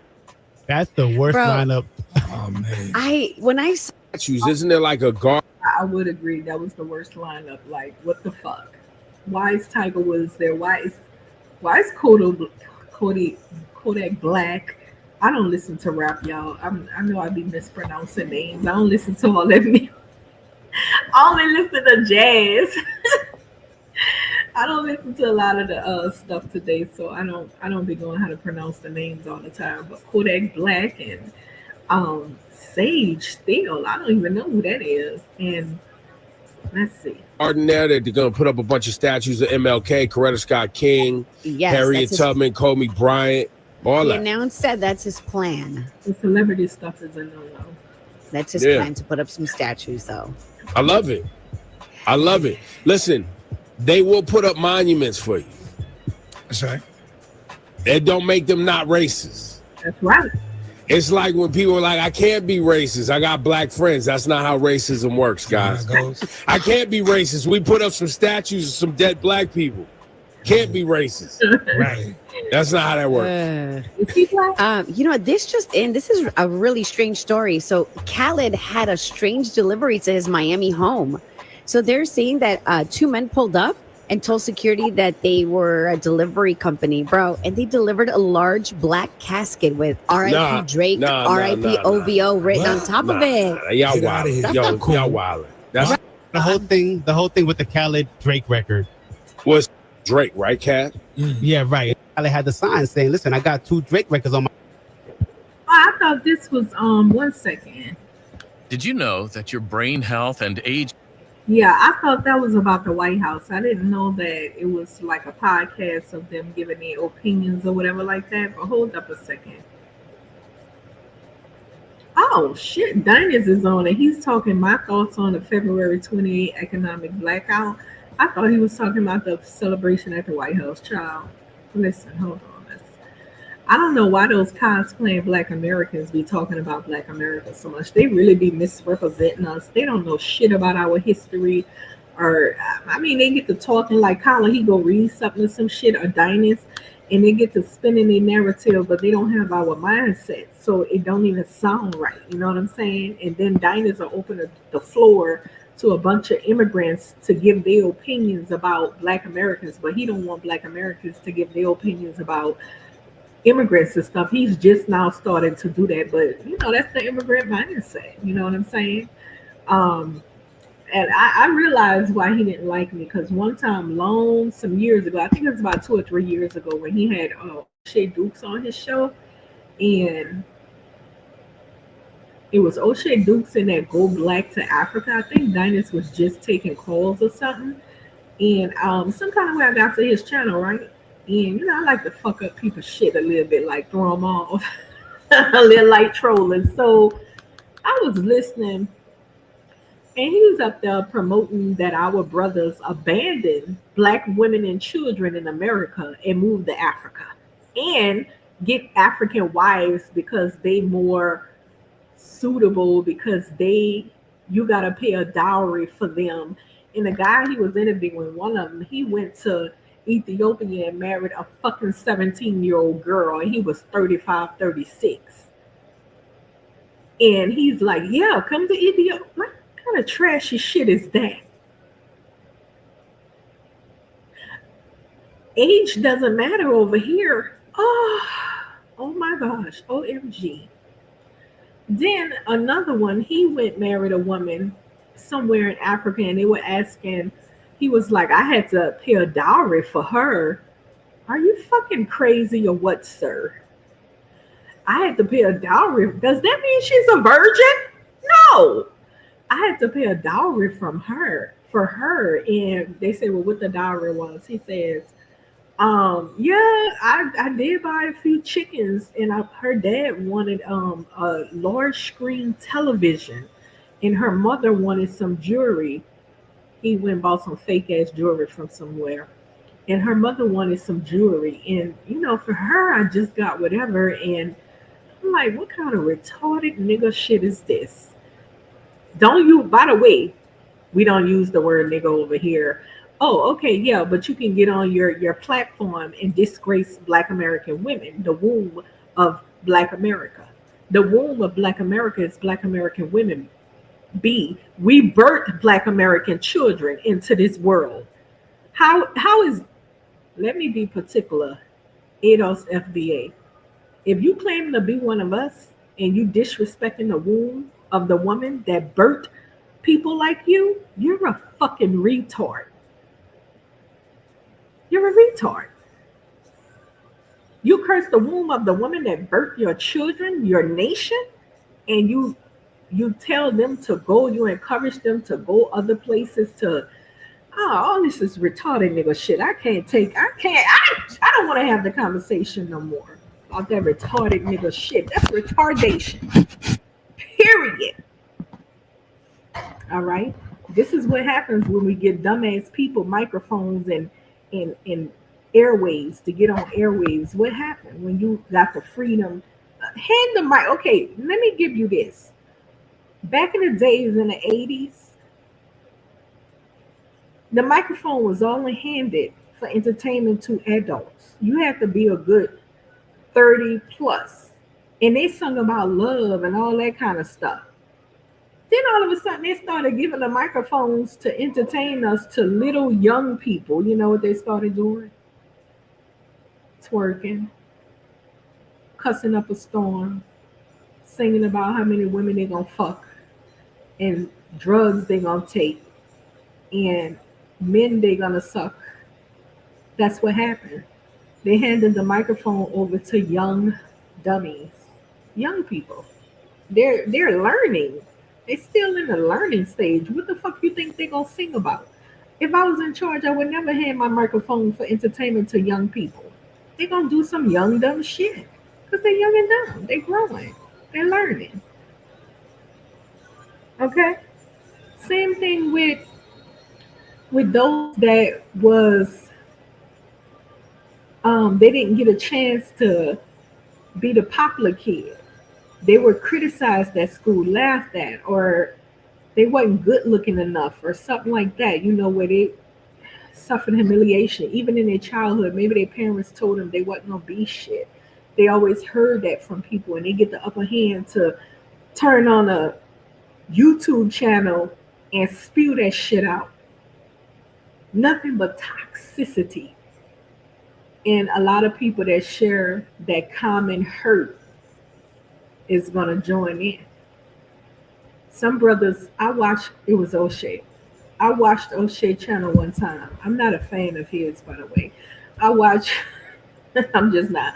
I watched O'Shea Channel, and it was when he used to talk about women, black women, and he used to get hundreds of dollars of donations.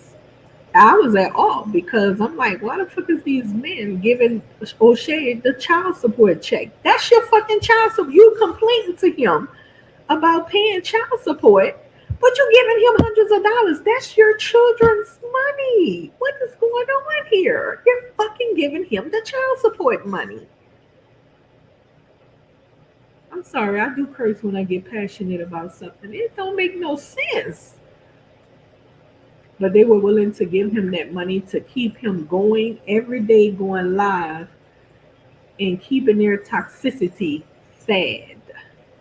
Now, if they had tuned into somebody who didn't have those issues and said, hey, look, brothers, the right thing to do is first of all, control yourself. You can't be going around here laying up with these women, making babies and thinking that you can just walk away. That's not how life operates. You know what I'm saying? The government shouldn't have to take care of your kids. You're responsible for these children, their well-being, not just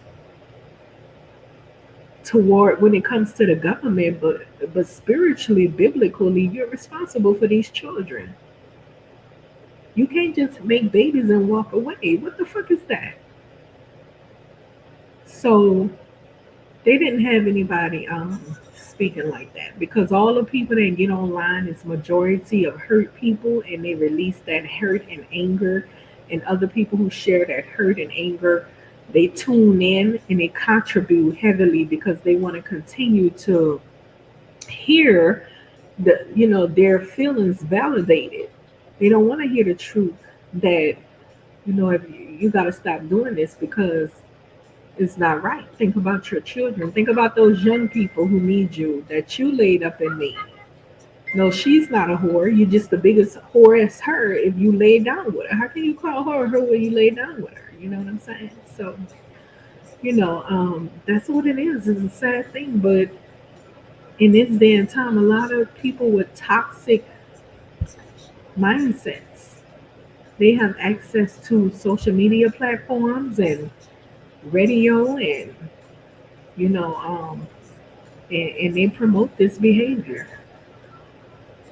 They promote it. It's a sad story. I spoke on this yesterday when I did a panel. It's a very sad thing to hear and see in today's time. Black men talking the worst about the women that birth the children of their nations. And I talked about why it's happening and stuff like that. I'm not going to talk about that right now again. I'm going into this video because I had pulled up this video for a reason, right? It was a whole point I wanted to make with this video. So let's continue to watch this video and let me get to my point. So, at least I can make I'm going to turn this down a little bit. Okay. So, Can be supported simply by light. At the root of it says again the same dang old thing. Okay, wait a minute. I was trying to find a video of the White House Black History Month celebration. Anyways, let me type it up. I think I'm gonna do it right here.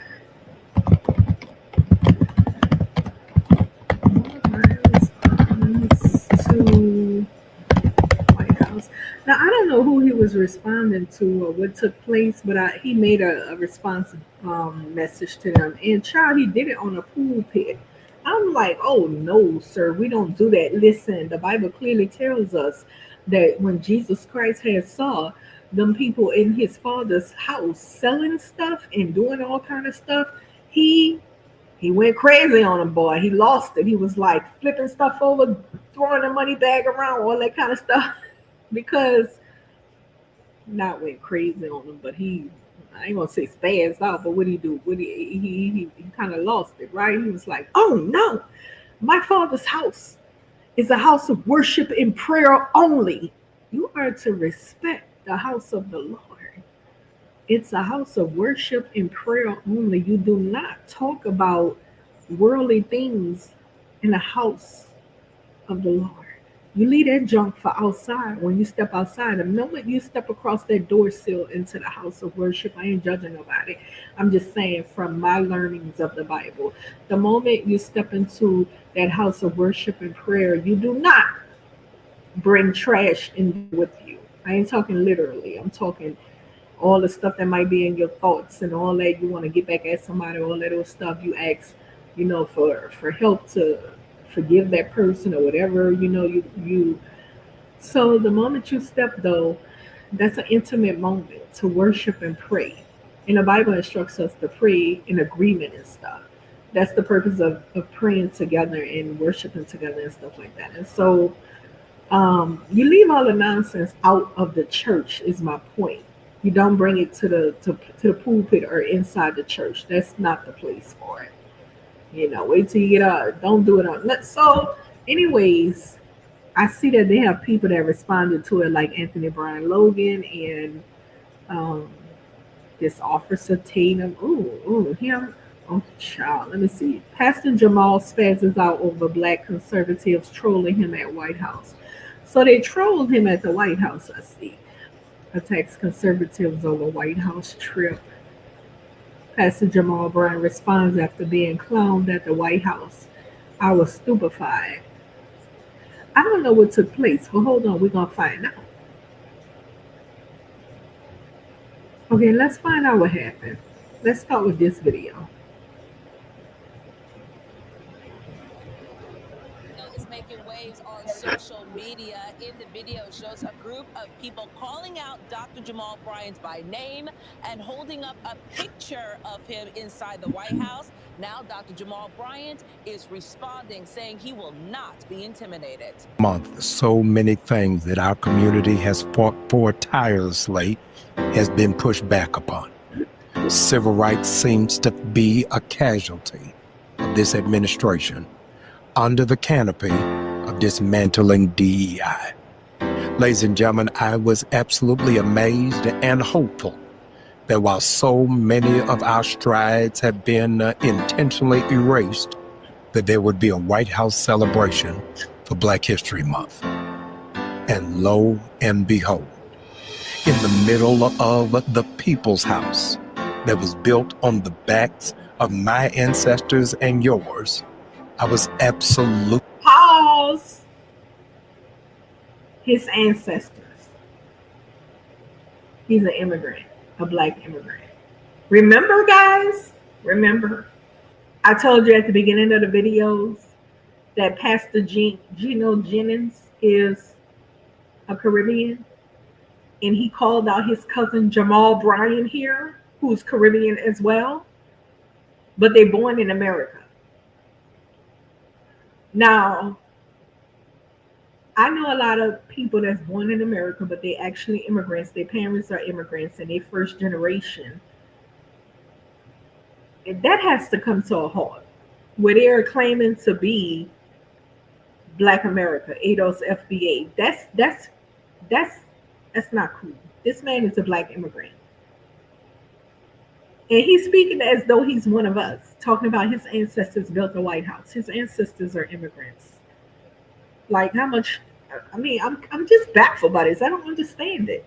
His ancestors are immigrants though. Is he saying that this is the shit that Kala and with his $1 million bill does? I asked Kyla that. I said, after we were having a whole conversation, I said, well, Kyla, how your brother and your niece and stuff is Barbadian and you're African American? He cut my ass off when he realized where I was going with that. And he took the video down.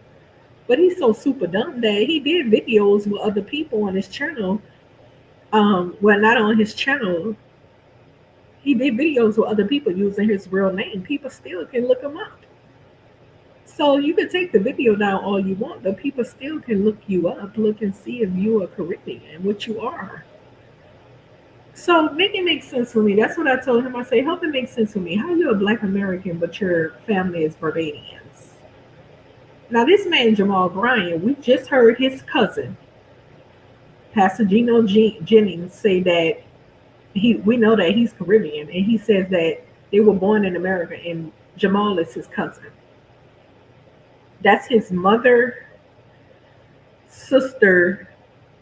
Jamal mother is his grandma's sister, something like that. Either he's bi-ethnic or he's Caribbean.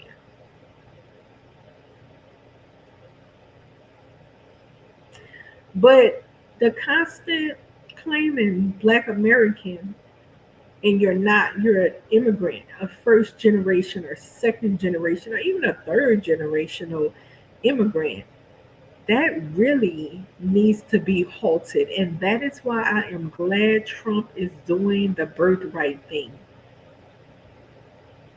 Because when it comes to Black America, we need to regain, reestablish, recollect. We need to get this pat down where we can gatekeep our culture, and immigrants are not a part of our culture.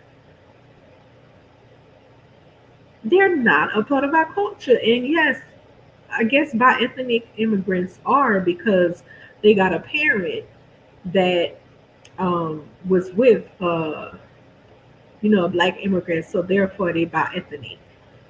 And so they're a part of their parents, so they can claim that, right? But there's a many of them that don't have a Black American parent claiming that they're Black American, and they're not. They're first or second generation immigrants. It is so sad. And I understand why they're doing it, because they were taught in this country not to identify as an immigrant. It helps save them from trouble. Because they get in any kind of trouble and identify as an immigrant, their ass will be deported. We know that, right? So I can understand hiding their immigrant identity, but it's a little much because we as ADOS FBA people, we don't want that bullshit going on where you misrepresenting us doing things and then people like, oh, that's Black people and it's immigrants. All these immigrants out here today going at Trump, that ain't nothing but Black immigrants. Because he got rid of all the immigrant shit.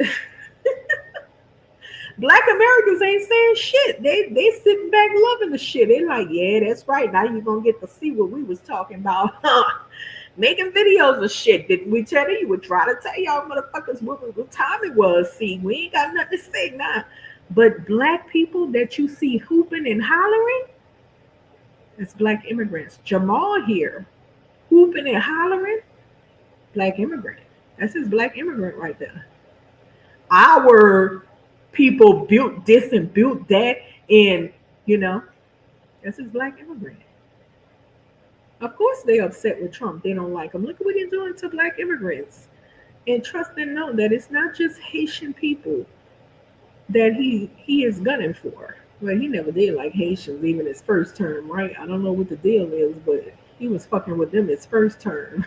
They should have known what was up. I don't know what he got going on with the Haitian folks, but so, but I think personally, I think it's a time for black people, immigrants, to gather up together. Put this is a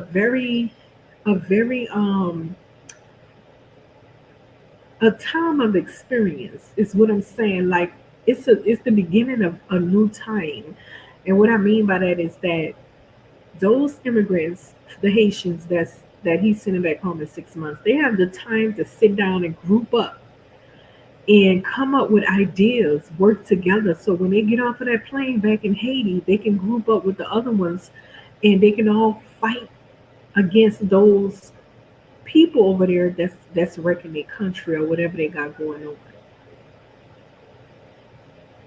Same thing with other people. You're best to know he's coming for your country as well. I mean, you wouldn't be smart to sit back and think he's not going to end temporary status for other countries that where the war has been over. You know what I'm saying? Like Haiti, I was thinking, oh my gosh, they kind of like, I probably would have extended their stay because of how their country going right now. I would have extended their stay. But they got some countries where the war has been over like decades upon decades. And yeah, like full black say, well, Trump look at the numbers and he look at them numbers and he don't see where a bunch of Somalians and Ethiopians and Liberians or whoever else ain't graduated by whatever. They don't have a lot of them in the graduate fields and in the working field and all that kind of stuff. The majority of them on Section 8 or low income programs. Oh, you best to know he gonna be like, nope, get him out. Now Nigerians, they say supposedly, but we know Nigerians be lying their ass off, right? They say they got all these degrees and they're leading people with doctorates and all of that. We shall see. But they also have a very bad name.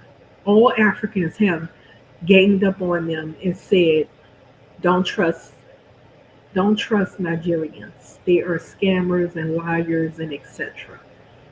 So they also have a very bad reputation. And you remember those guys that got away with, I think, $4 or $8 million from the COVID scam, the PPP stuff, and they went chased them down, took the money back, and put them in jail.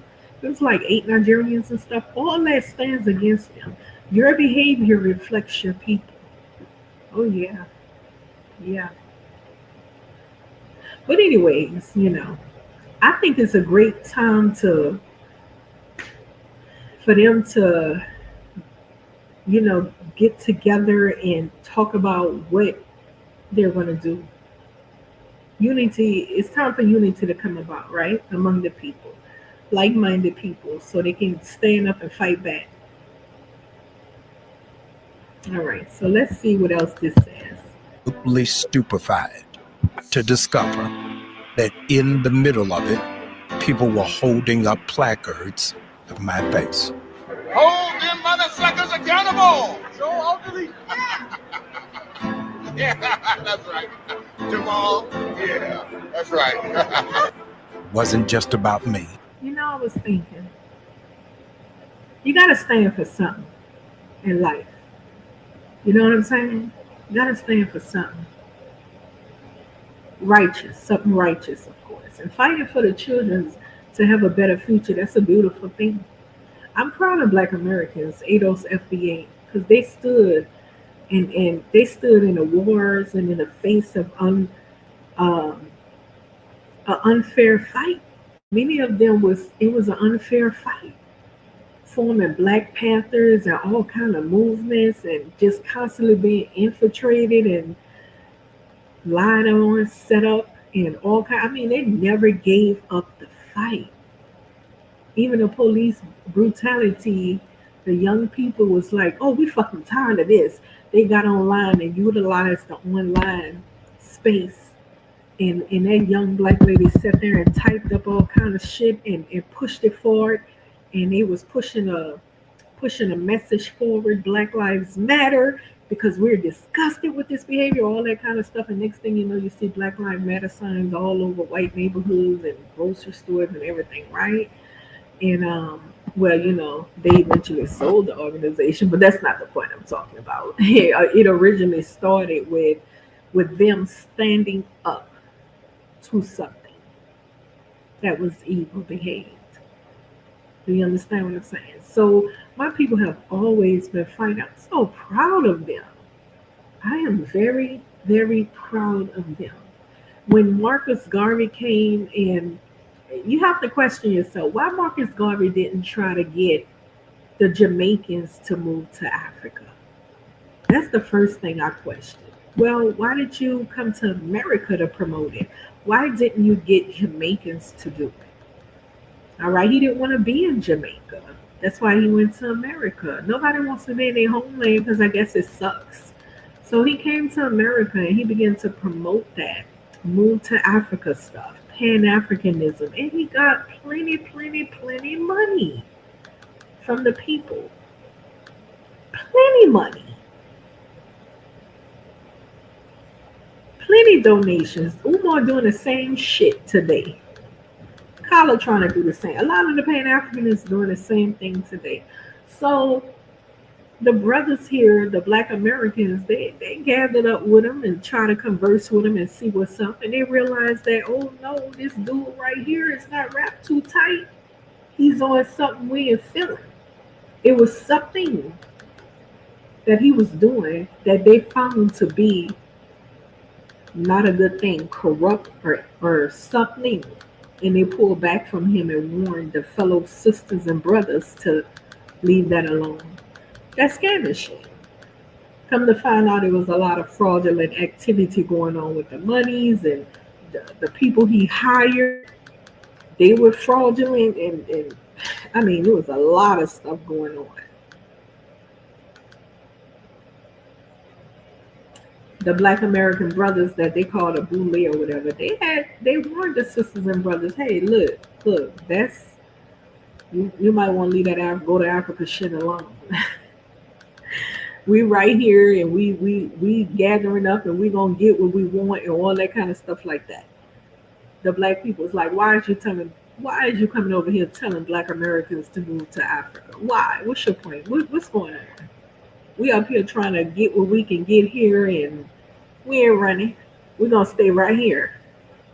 So eventually they infiltrated his society, his organization, which he probably didn't even know the American government stay infiltrating black America. Okay, they infiltrate every fucking thing about Black America. They will send their women in on your ass in a split second. That's why I don't think that black men could be true leaders these days. They will send the white woman in real quick. So I was watching a TV show one time, and this black Jamaican drug dealer, they wanted to, get close to him, and they sent in a white lady. He eventually ended up killing her, but she had got a whole bunch of information and stuff. You know what I'm saying? So, anyways, I'm proud of my people. They fought back. They still fight back, even to this day. We didn't, hey, I'm just proud. You got to stand for something. You know what I'm saying? You got to stand for something. So I think it's a great time for them to go home and stand for something. Fight for what's yours. That's your country. You know what I'm saying? Hey, they had a big fight the first time, and hey, you set it straight. Get it straight. So, and let me go back into the video and just let me say this first. Marcus Garvey never went to Africa, even though he was promoting to go to Africa. Never went to Africa. When they deported him, locked him up, deported him, he got out and didn't go back to Jamaica. Don't want to be in his home place. He went straight to Europe. Bypassed Africa and went straight to Europe. For 7 years straight. It was all a game. I used to read Word Up magazine. It was all a game. So anyways, let's get back into the video. But it was, in fact, an attempt to silence the prophetic voice of the Black church. Historically, we have always found a way to clear our throats, to speak truth to power. And so I will continue crying loud for the nation to get behind targetfast.org and so many other issues. Now listen here, I don't know what that DEI crap shit is, but listen. We don't need that bullshit. Listen, we're going to survive with or without it. What is people talking about? That's them immigrants saying that shit, because we're going to survive with or without it. Like, what the fuck? Do you really think we're going to go hungry if they cut it all off and do whatever and all that old bullshit? We're going to find a way to survive. So stop crying about DEI shit. What the fuck? We have excellent children out here. My son is so excellent with numbers. Let me tell you, this dude he has a number system in his head that I can't even comprehend. He tried to teach me his way of numbering, talking about I don't know how to use my numbers. I showed him I can't stand number systems and all that. I'm like, leave me alone with that number shit. I excel at other stuff.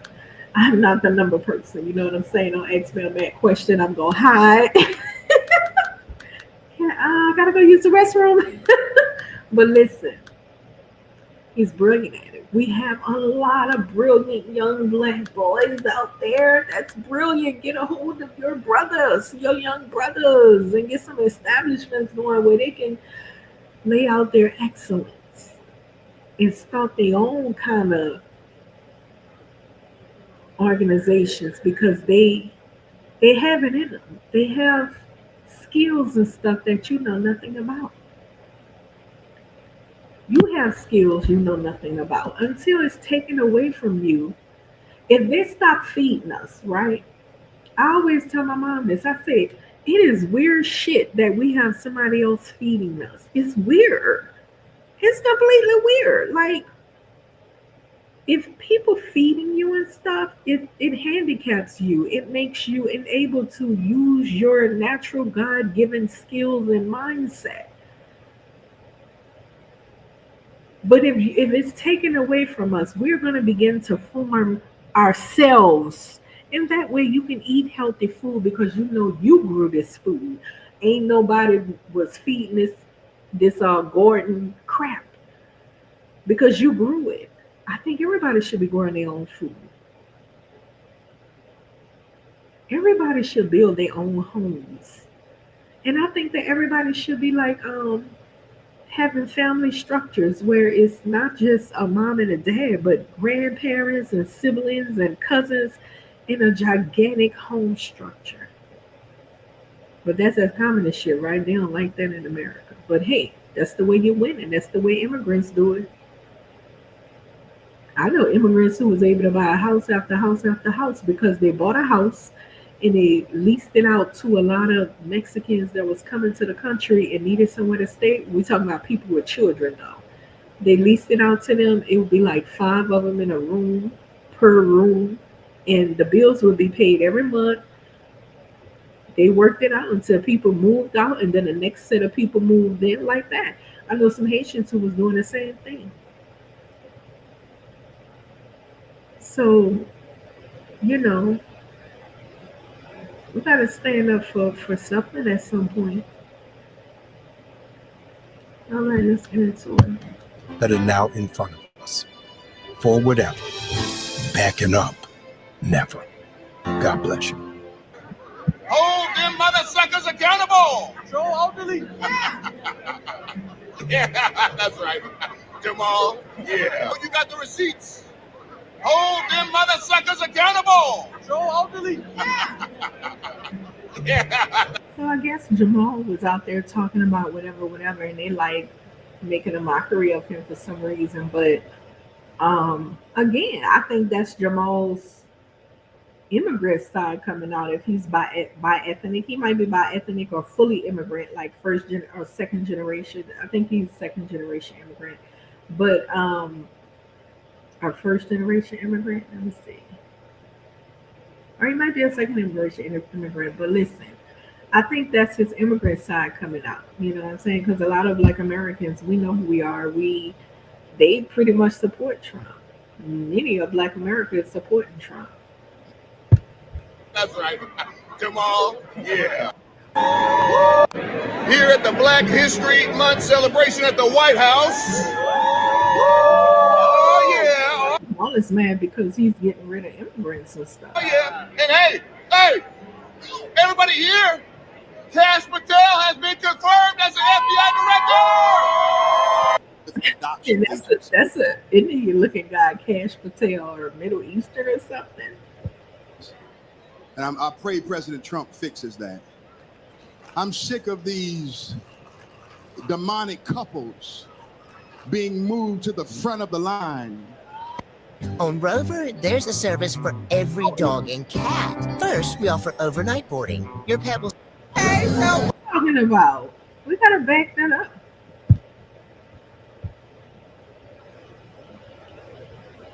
Pastor John Amanchukwu, the son-in-law of Bishop Patrick Wooden. That baby. You know, I really hate what's happening with adoption agencies. And I pray President Trump fixes that. I'm sick of these demonic couples being moved to the front of the line. Okay, so voters have wrapped up. Tiger Woods vote, President Trump vote. Now it's party time. We about to leave the White House. What's up, Dr. Robin? Woo!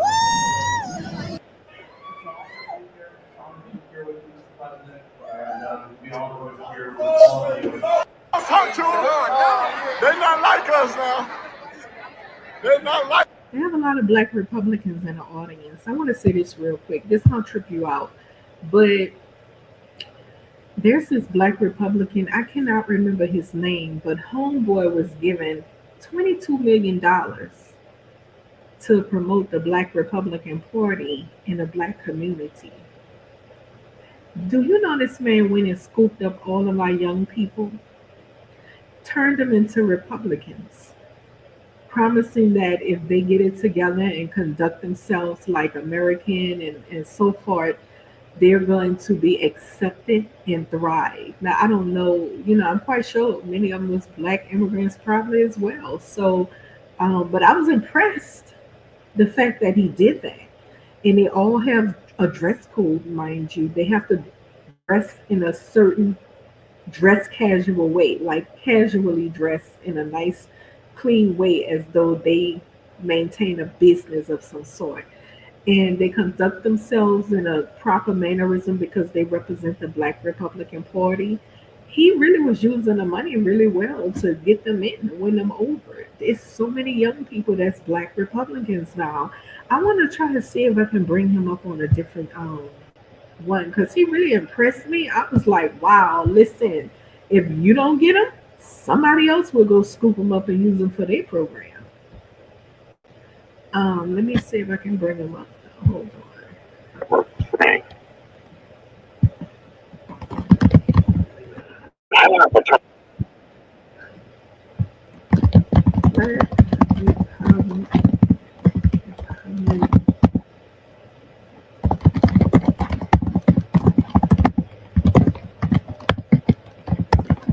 Yeah, I was very impressed. I was like, oh snap. I mean, somebody's doing something to get them off the streets and into something productive, which is good. Let me see if I can. Why is Jasmine Crockett? Is she an immigrant? I'm not quite sure. It sounds immigrant. Let me see, because this lady is like she has immigrant written all over her. Yeah, take a seat, sis. Nobody trying to hit it. She gotta be immigrant talking like that.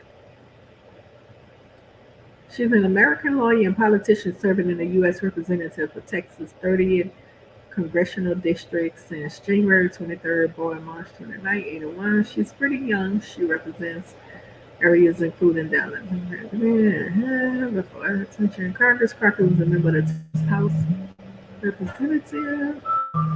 Hold on. 4 p.m. 1 second.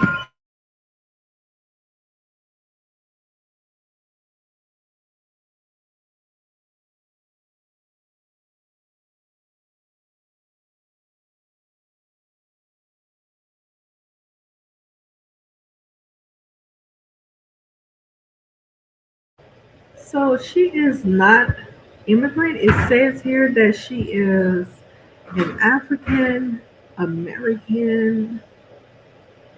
She's an American lawyer. It doesn't say. Hold on. Let me see.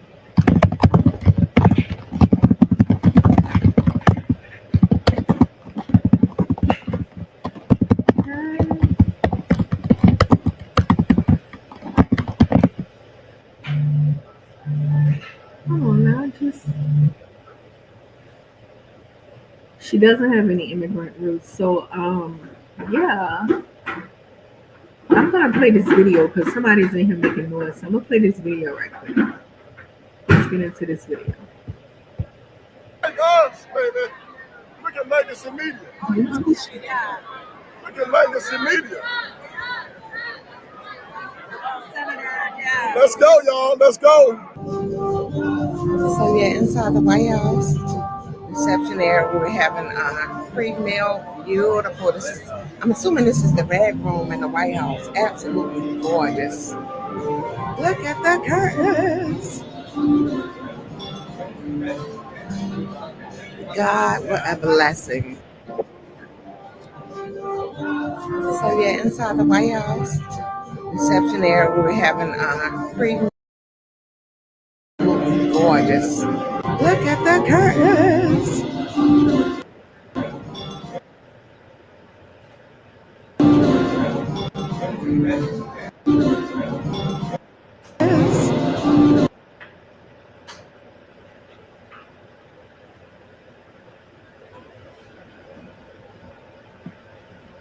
A lifetime to support you, to try to wake up as many people to the lies of the Democrat Party and the nonstop manipulation of the mainstream media. That's why I now have my show on Newsmax, so I can champion you. And I'm thankful that we've been able to champion him and get him across the finish line for another amazing 4 years. And let me say, I know God has chose you. He anointed you for this position. He kept you alive so you... Kodak. It means so much to me. It means so much to me, bro. Like every father in my soul. Happy birthday tonight. And thank you, Brad. Thank you, Brad. Thank you, Brad, for calling. I'm glad. I'm glad. I call him Pop, you know what I mean? I call him Pop. He like,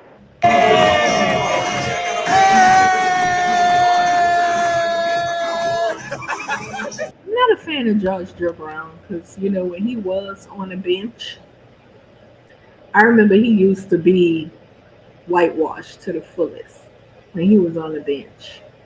And he told this one couple one time, don't come in here with that racist shit.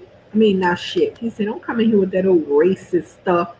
Don't bring that in my courtroom. And the girl was like, what is you talking about? If it's racist, it's racist. And I was like, ooh, he's despicable. And her man was with her. So her man was like, yo, calm down. Hold on. Let's follow the lead and see what he hated with this. Because we know this nigga knows that there's racism out here, okay? So he continued to talk, and they took the racism part off the table, and they still were able to argue that this lady was in the wrong, right? But he told them black people don't bring that racism in his court. So soon as the tables turn, which they always turn, right? Soon as the table turn, he up there hollering about the white people who hired him and all that. They got rid of his ass too. He up there talking about they racist. See where I'm going with it? Then we found out he a drunk and he drinking all over the place, and he not even paying. He's not with his child and the wife anymore, and he's not even paying child support. But he a whole judge making a bunch of money. Ben stopped paying child support. I say, oh girl, stop. Then all of a sudden he becomes black again and start hanging around black people when they got rid of him. They kicked him out of there. And I mean, they cold kicked him out as in you cannot return to the bench or any other political field that you was ever thinking about being a part of. You're done. So he started hanging back around black people on podcasts, on small podcasts, black channels. I'm not a big fan of his.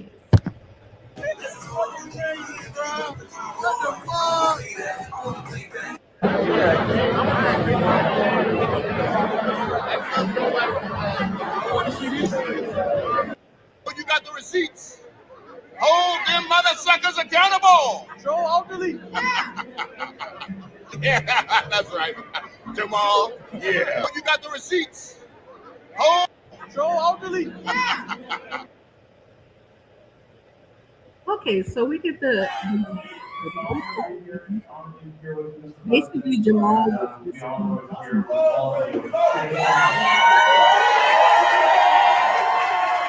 was responding to what the guy just said, holding up. I don't know why he was holding up his pictures saying that type of stuff, but he responded back with this. I have to poop. I feel stuck. Stop! Are you trying to kill us? Sorry about that commercial. 1 second. Ain't that a blimp? Such a commercial. All right. I ain't ever scared. In case you forgot, I'm from the west side of Baltimore. If you got a problem, pull. With immigrant ties, he has origins of he has immigrant origins, but he's born in America. But he's claiming one of us, like Kala and Dollar Bill does. Upon me. Go backwards and tried to risk our freedom. I feel bad for them coons in the White House who are in there tap dancing for massa. I don't know if y'all ever heard Marcus Garvey do his talk, his speech, and he was like, "Cause I told and hey," and somebody like, "Ooh, they even copied Garvey's preaching style or message style." No, the hell they didn't either, because they had black preachers here, baby, preaching during slavery days like that, way before Marcus Garvey came to America, because he did not want to be in Jamaica around his own people. He said they criticized him and they ridiculed him and mistreated him. Even when they deported him back to Jamaica, the Jamaicans did not really mess with him.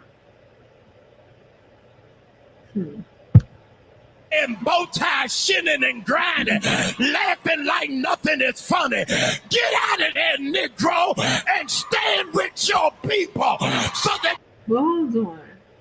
Them black Pan-Africanists, Kala, I think Diners too, they say, "Oh, don't use the word nigger," but then you disrespect your so-called people. You claim to be us, which you're not, and then disrespect us as well. But then you don't want to use the word nigger. Make it make sense. You're disrespecting the people, but then you turn around and go, "Don't you?" You know, somewhere. Our mindset is so different. It's so different. You would disrespect the black woman's womb that birthed the nation of Black America, ADOS FBA, but then you would disrespect the black woman's womb. Any male that disrespect the black woman's womb that birthed his nation is a retard. Understand that God is on our side. All these other churches might not say nothing, but at 6400 Woodrow, we right outside of Decatur, where it's. Hold on, pause a second. This is a whole sermon in a church house talking about we ain't scared, addressing mega supporters at church. This has nothing to do with the celebration of our Lord in Christ that we go to church to celebrate every Saturday. Some people do it, and Sunday. When we enter into the worship house, the house of worship and prayer, it's simply strictly to worship and pray. It's not about responding to anybody. Matter of fact, we pray for them. We pray that God give us the strength to turn away from them. Because, God's people is not to be played with. You understand what I'm saying? Some of us, God have taken us out of the mindsets we were in and turned us into decent, respectful people. Because, we were once crazy before, not to be played with. They got some hell of a stories out there, testimonies of pimps, drug dealers, killers, all kinds of people that have changed their lives because they have decided by free will he give us to thrive and strive for the Lord on this land, on this earth. So, back to what I'm saying though, it's not a place for that. The house is only a house. It's strictly for a house. It's strictly a house of worship and prayer. Is what I'm saying. This man gave a whole message that didn't have anything to do with the Lord on a pulpit. Like, oh my gosh, really? We should be praying and stuff like that in the church. Greater. You got to understand that there is more for us than there are against us. Y'all been praying for me all week. You've been nervous all week, but I ain't afraid of the spooks that sat at the door. These runaway slaves hiding in the White House gonna throw my picture up thinking that I'm gonna be a runaway slaves. Did you guys hear that? This man said these runaway slaves. Shocking. Wow. What if we said immigrants are runaway slaves, willing to run away from their own homelands to the white man homeland to kiss his butt and get whatever they can get to survive as though he's a god? Then we would be out of line. But he's sitting up here calling Black America runaway slaves because they support Trump. They're not immigrants. They support Trump. See, that's Jamal's immigrant side coming out. That's what you see. He's an immigrant. And Trump is attacking immigrants. Not attacking, but he's ridding immigrants and stuff. Afraid. If you got real courage, don't show my picture. Show the picture of the one that fired the Black Joint Chief of Staff from the military. If you gonna show a picture. Sir, he hired that black dude. Trump hired him the first term he must not know Trump hired that black man. He the one put the black man in that position. And when he came back in office, he took him out of the position because he probably didn't scratch his back. You know how it goes. You scratch my back, I scratch. Nobody's gonna do nothing for you and not make you understand that, this is a scratch reciprocity. You gotta remember.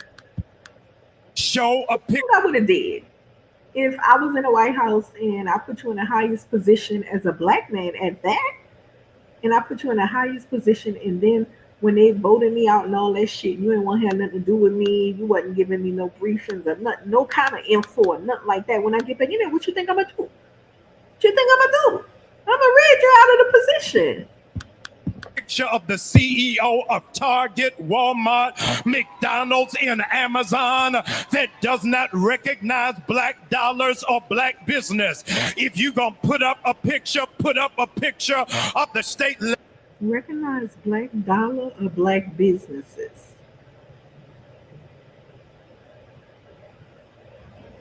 Wait, hold on. He said they don't recognize black dollars or black. When have they recognized it though?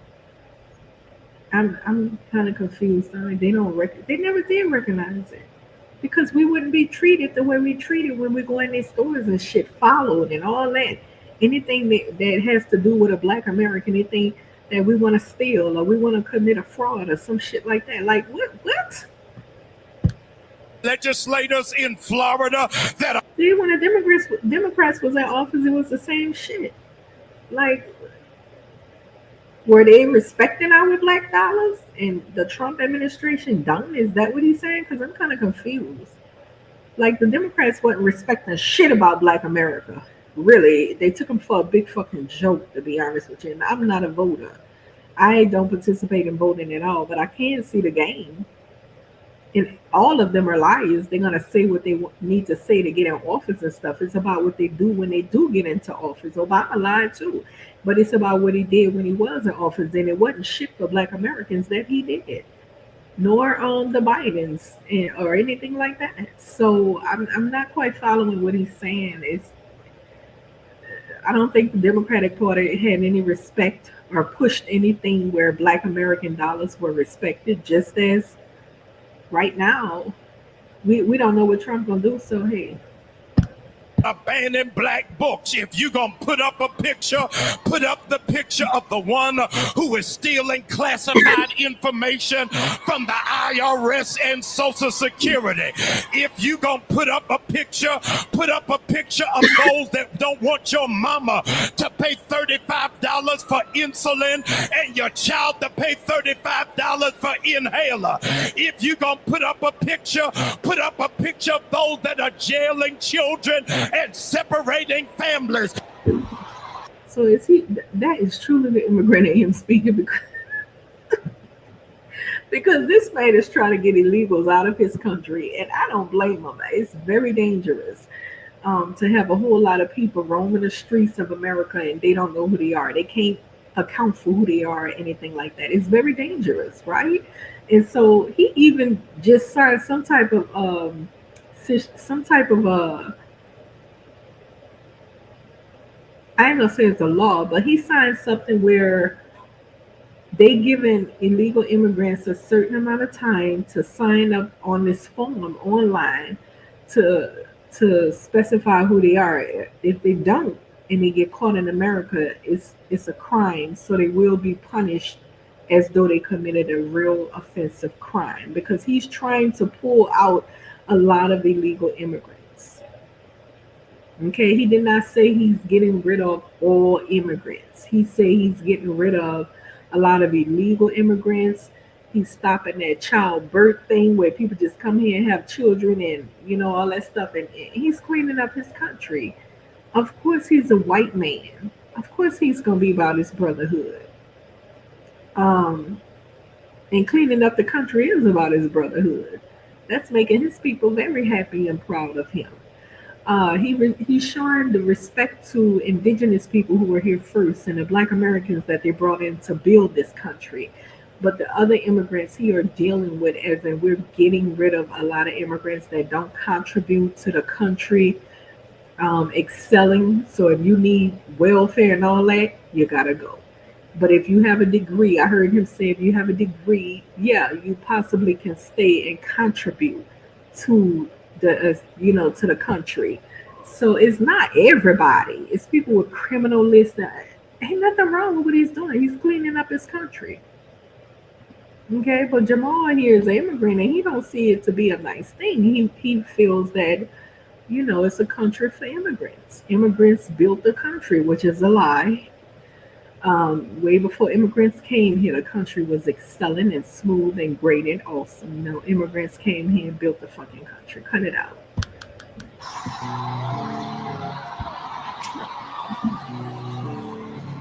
Only new birth, y'all. Look at the person beside you. Tell them never scared, never scared. I hope y'all ain't hear that fart. Oh my gosh, it was loud, but listen, it's normal.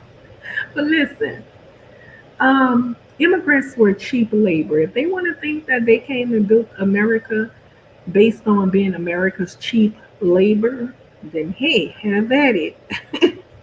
Because Black America was like, we're about to be cheap labor. Okay? The white women even who fought alongside of Black America, they was like, well, we ain't about to play that shit where you paying him more than us because he's a man. All right? We're not playing that type of shit. Over here we fight as we were like, no, we're not doing that. So anyways, if you want to go ahead and think that you built the country because they ushered you in as cheap labor, so be it. Oh my gosh, is that playing against the record? Mystical, here I go. OMG. Ooh-wee. What? Never scared, never scared. Oh my god. Never scared, never scared. Never scared, never Oh, scared. wait a minute. Oh my god, this church. Oh my gosh, no judgment because everybody's different. Child, I ain't never been to a church. Well, I did go to a church service before where they was waving all kind of flags and they had a whole prep rally during the service for a football team. I kid you not. I kid you not. That is, for me personally, it's against my belief because, again, I think that the house of God is strictly a house of worship and prayer. It's not for all of that stuff. But this is something. Never scared, never scared. We ain't never scared, never scared. We ain't never scared, never scared. Last time. Never scared, never scared. You may be sick. Girl. That.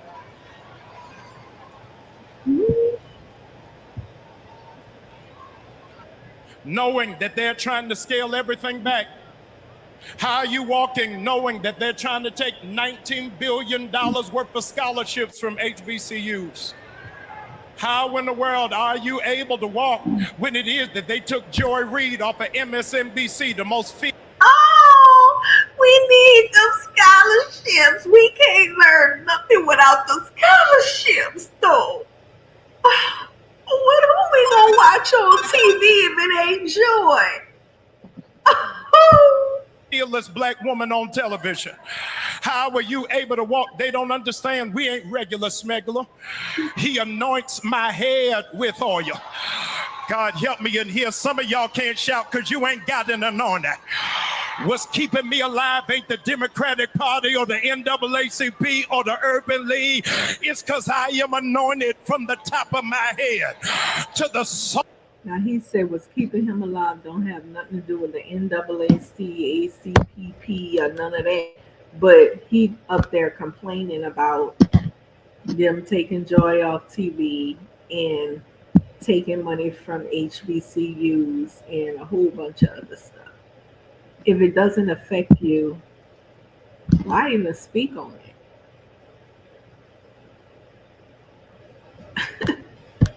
All of my feet. When I got up this morning, when my feet hit the floor, the devil said, there go a dangerous black man right there, because he will bless the Lord at all times. Let me tell you something. The only dangerous black man is a black man that know how to bring black people together. That is the only kind of dangerous black man around this camp. A black man that knows how to bring black people together. If you don't have the leadership to bring black people together, you're no threat to anybody. And his praise will continuously be out of his mouth. Look at the person beside you and tell them they scared of you. And because they scared of you, why you acting like a pushover? Why you acting like a chump? Why you acting like you gonna lay down and play dead? Our people been getting up for over 400 years.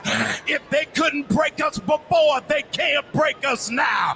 This ain't the first time they tried to crucify black. That's what I'm saying. If they couldn't break you before, how they gonna break you now? So why you even speaking on it? Why you even worried about it? Why you talking about they taking away DEI and they taking away university scholarships? And it doesn't even matter because you're gonna be fine. So what's the point of holding a whole worship service? That's not a worship service, but what's the point of holding a whole service to talk about it? Are you trying to make a point to somebody? Yeah, of course, Trump, because we know Trump is going to see this because Jamal Bryant has some fame to his name. But if it don't bother you, you know how they say, if it don't apply, let it fly. So clearly it's bothersome because you want to make a point. It's bothersome. But let me tell you something. I think that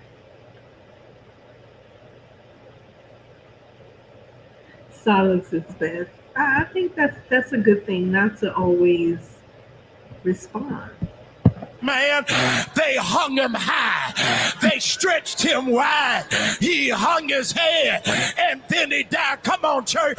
But that ain't how the story is. 3 days later, he got up with all power in his hand.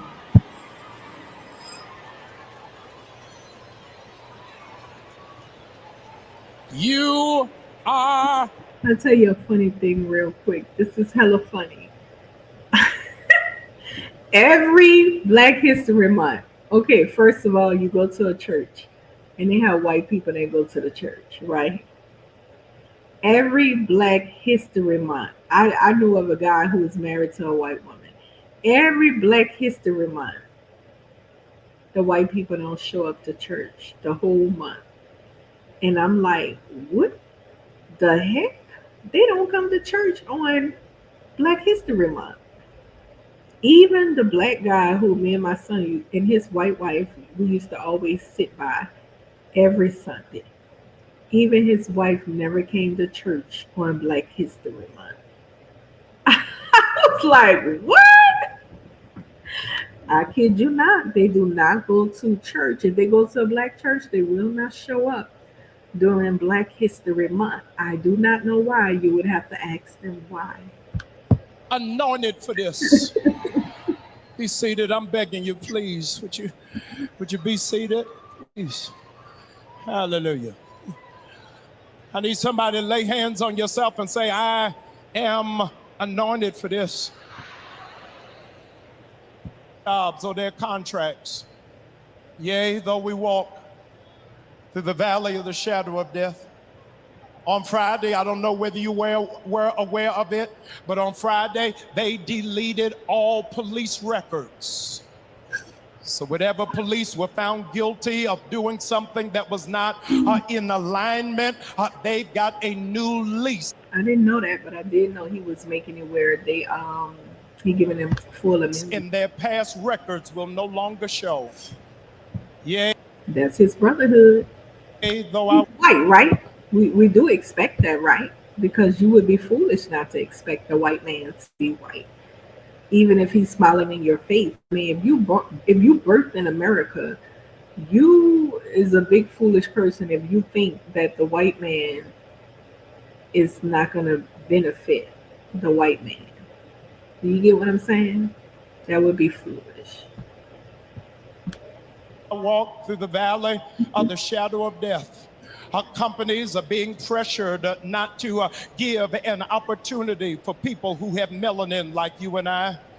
For the very first time, the military is no longer recruiting black students who have an engineering degree, even if they are at the top of their class, because they are considered DEI hires. Yea, though I walk through the valley of the shadow of death, and poor white people. I think that's fucking brilliant.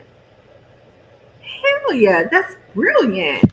Now, if they're not hiring your people or doing whatever, that means you're going to have to step up and do things with your people. You're going to do your own things now.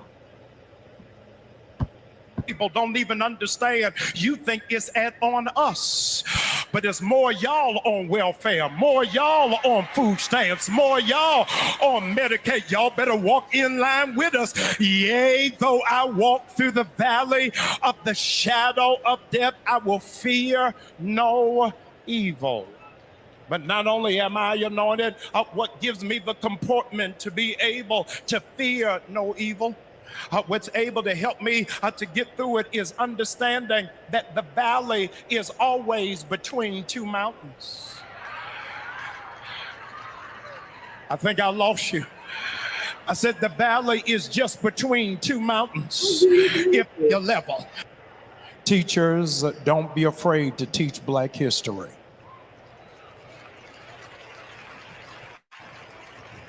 Black history should be taught at home. You should teach your kids at home about Black history. I sat my son down and taught him, and still every day we talk about Black history, all that kind of stuff. And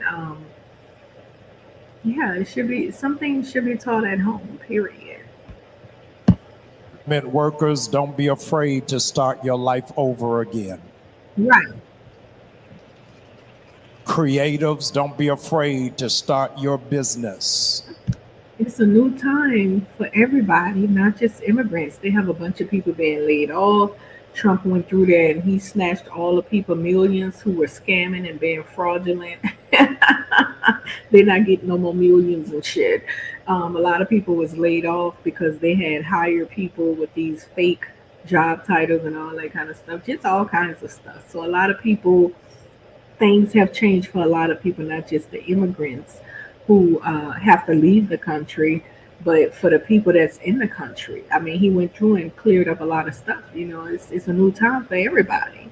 But it's wonderful. People are afraid of change, but I think it's wonderful. I think, you know, you're going to be doing things that you really want to do at this point. Even in the face of conscientious objectors. I want you to understand that the system wants us living in fear. With 300 executive. To be completely honest with you, if I had mad money, I wouldn't even be living in America. Or if I had more than $1 million, or even close, I probably would leave and go live somewhere else. So, you know, it's a new time for everybody. You know, they're going to be figuring out new wonderful things to do with themselves. Orders in just 30 days. They want us so overwhelmed that you don't even want to watch the news. You're stressed by every alert that comes to your phone. You're beginning to feel powerless. But might I remind you that God has not given us the spirit of fear, but of love, of power, and Wow, that was very interesting and a lot If of. you're a Christian, middle class American between the ages of 30 and 70, and you're looking to earn some. That was hold on one second. Around. This thing is going around. And when it's in the streets and every place else. You know, this is my church. I love my church. I was born and reared in this church like many of you. So I'm going to speak the truth whether you like it or not. Because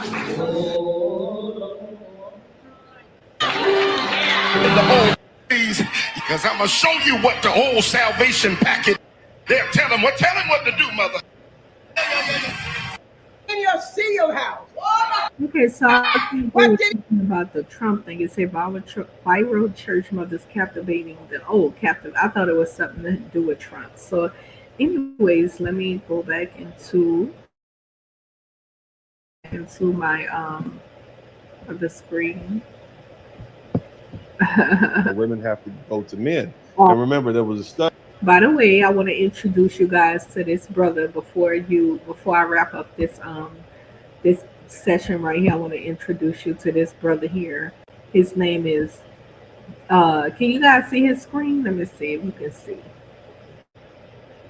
My title is in a way. Oh, you can see it. Okay, so his name is Dennis Sperling. I was pronouncing it wrong last time, but his name is Dennis Sperling.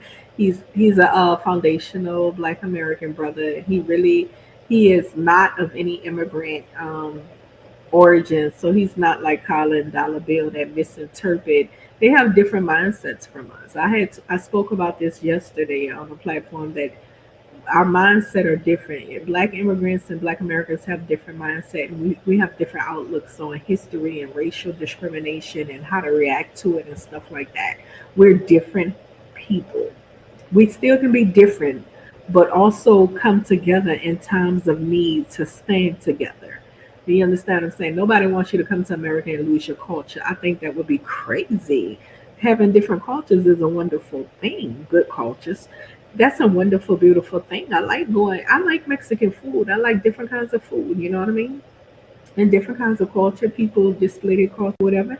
Be proud of who you are. But when it's time to stand strong together, be proud, be ready, because in this country we tried to tell Black immigrants and brown immigrants what it be about. They wasn't quite hearing the shit. You know, just imagine for a second if you guys had stood in ally with Black America in this country. Ooh, where would it be today at this moment? We would all be out there shoulder to shoulder protesting. It wouldn't be that easy to break that. It wouldn't be that easy because there's too many people of different nationalities aligned. And that would become a worldwide issue. Unity equals power. But listen, I want to introduce you to him. His name is Dennis Sperling. Like I said, he's an FBA brother. If you want to hear some real FBA talking points and some real strong-minded FBA people, check out his channel. He does know the history. He doesn't misrepresent our history, being that he's one of us for real. He's fully Black American like myself. He has his ancestry on both sides come from chattel slavery here in America. And if you really want, he don't have no kind of twisties or nothing because he wasn't born of any immigrants or anything like that. So again, I tell you, our mindset are different. We have to respect. We have different mindsets, Black Americans, Black immigrants, and outlooks about things and how we react to things. Okay, so in America, Black America, we grew up here a little bit more, having a little bit more, even though it was a struggle. And we got to recognize that people coming from immigrant countries may have not had anything. You know, we don't know poverty to that degree. So when they come here, they're willing to do, you know, what we're not willing to do to get what they need. So anyways, check out his channel if you want to hear some real FBA talking points. Another thing I wanted to show y'all before I wrap up, because I'm getting hungry and a little tired of talking, I want to introduce you to this right here video and say that people Y'all had better get this under control before it hits and ruin your countries in Africa. Let me bring you to this video because this I saw it. I was like, they bringing it to Africa? Yes, they are, honey. Key and Pale, by the way, is super funny. Y'all don't know who Key and Pale is. I'm on a different channel right now. Let me go to this. So I want to show y'all this video.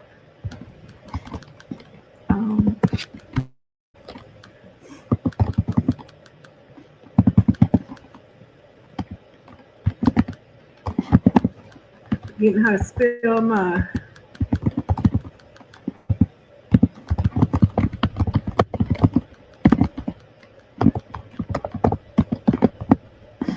One second, I'm going to the video.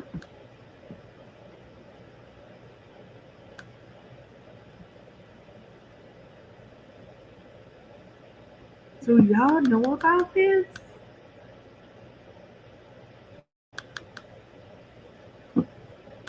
Here we go. The quickest way from a billion points of data to a point of view. Sasvaya. We know the drugs are made in India. The quickest way from a billion points of data to a point of view. Sasvaya. He's bringing another commercial. It's happening in Cote d'Ivoire, in Ghana, in Nigeria. But where are these pills coming from? 5 million tablets. How are they getting into West Africa? I think this is wickedness. And who are the people making a killing from them? This is very unfortunate. But nowadays this is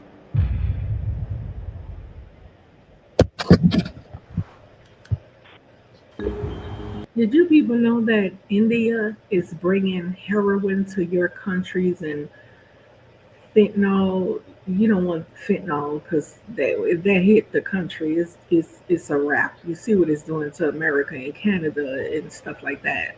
They're bringing. I mean, the leaders. Where are the leaders? Like you're letting these people ruin your country and turn your people like this. I was shocked to see this earlier today. I came across this video. I'm on my way to the Nigerian Drugs Enforcement Agency, the NDLEA. Their checkpoints have become a common sight on the street. Hey, what's up, Lisa? Hold up. Let me see. Lisa has entered the chat. Hi. Hello, hello, Chantel. Zango, please don't tell us about your fake protest. Yeah, he was out there marching, girl. He donated as well. He didn't just donate, but he was out there marching and shit. And he passed out some flyers and stuff like that. So yeah, girl, he was out there too now. He's entitled to all the Black Americans benefits as well because he helped march. That was funny. So anyways, Mike TV did a video on him. He is of Cuban lineage. I wonder who you're talking about. I wonder if you're talking about Jamal Bryant, Cuban lineage. He has good vids though. Good vids. I don't know who you're talking about. I'm trying to think. I showed a lot of stuff on here. India is taking them out. I see, girl. I was shocked to see that. Who you talking about? Is Cuban and have good videos. Oh, okay. He's Cuban, girl. Okay. So now I have an issue with that. Is he by ethnic Cuban? Like what? Okay, these people, they're not getting it. Like he looked just like my cousin, by the way. He's full Black American, and he looked like my cousin's twin. I thought that was my cousin for when I first seen him. I was like, damn.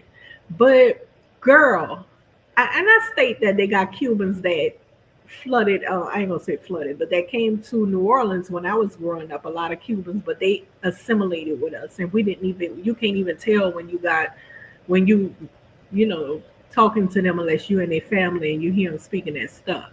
But oh my gosh, girl, I don't even think we're gonna be able to shake these people. Like, oh my gosh, what the fuck? So when he's talking about his ancestors, he's not talking about his ancestors. He's talking about FBA, ADOS FBA ancestry. Girl, I'm just, that was the whole point of my video, by the way. I was showing how Jamal as well has immigrant ancestry because Pastor Gino is his cousin and called him out as his cousin and called him all kind of evils and stuff like that. So we know Pastor Gino is of immigrant. He's Caribbean. So I was making it known that Jamal Bryant is an immigrant as well, but he speaks as though he's an African American because they born here. Girl, how we gonna shake that? Like, they done stole our whole fucking culture and identity. It disgusts me. Like, you cannot do that. If your parents aren't foundational Black Americans, you just cannot claim that. Now, okay, I can give you a pass if you're a bi-ethnic person, right? But if you're not bi-ethnic, you can't. I don't give a fuck that you was born and raised in America. You're stealing people's identity. I don't know. I just don't know. He does be on point with messaging sometimes. They infiltrate us. Yeah, he be on point. I never knew he was. Girl, I thought he was one of us all the way. Girl, this shit is. That was the whole point of this video tonight, was to show that Jamal Bryant is talking like he's one of us and he's not. Oh my gosh. A whole girl, I just fucking want to click off and just be like, fuck it. What the fuck? Like, I can't understand why they're doing it. Like, even if you grew up in America, okay, you can have Black America then. We gonna call ourselves ADOS, FBA, whatever, to distinguish. How the fuck is we gonna gatekeep our culture if all these immigrants are claiming to be us? This shit is crazy. It's crazy. You cannot do that. You cannot. Oh my. Oh, girl, give me a second. Oh. Oh.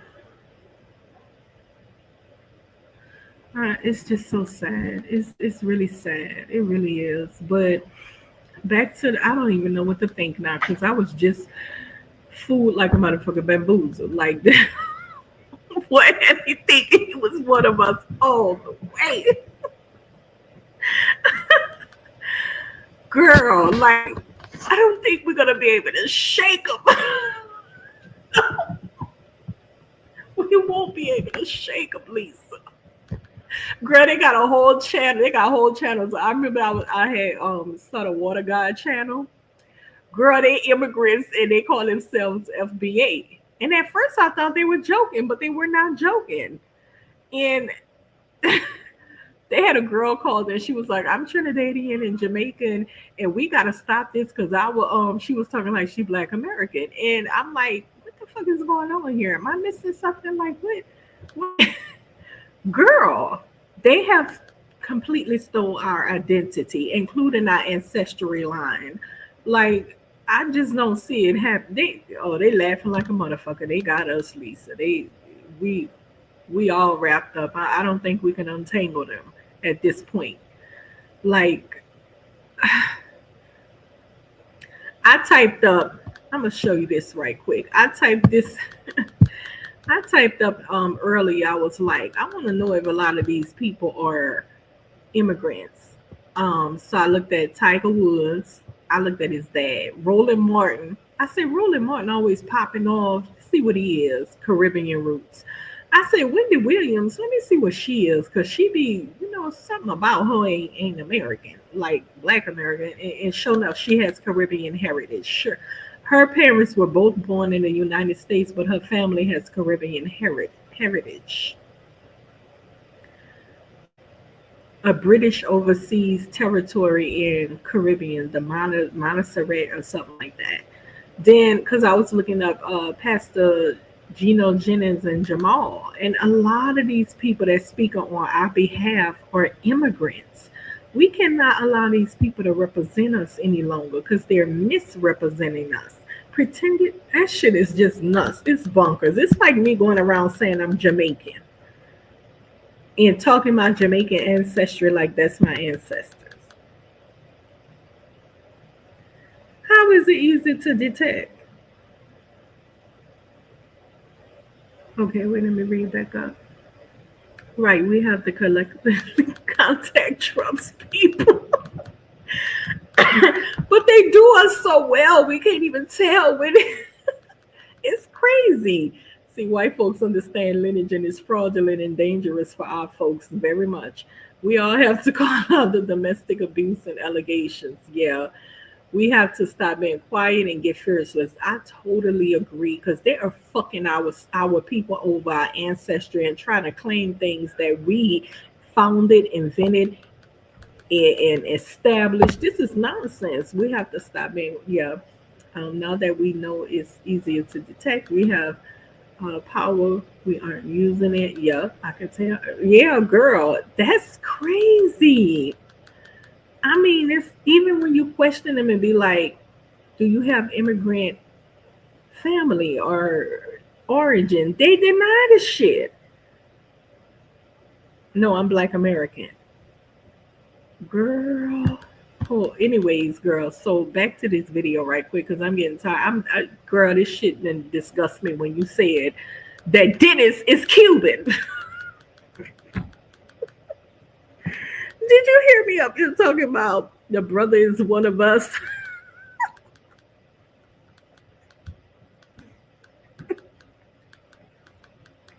Lisa popped in the chat talking about, no, Miss Chantel, he's not one of us, hon. No.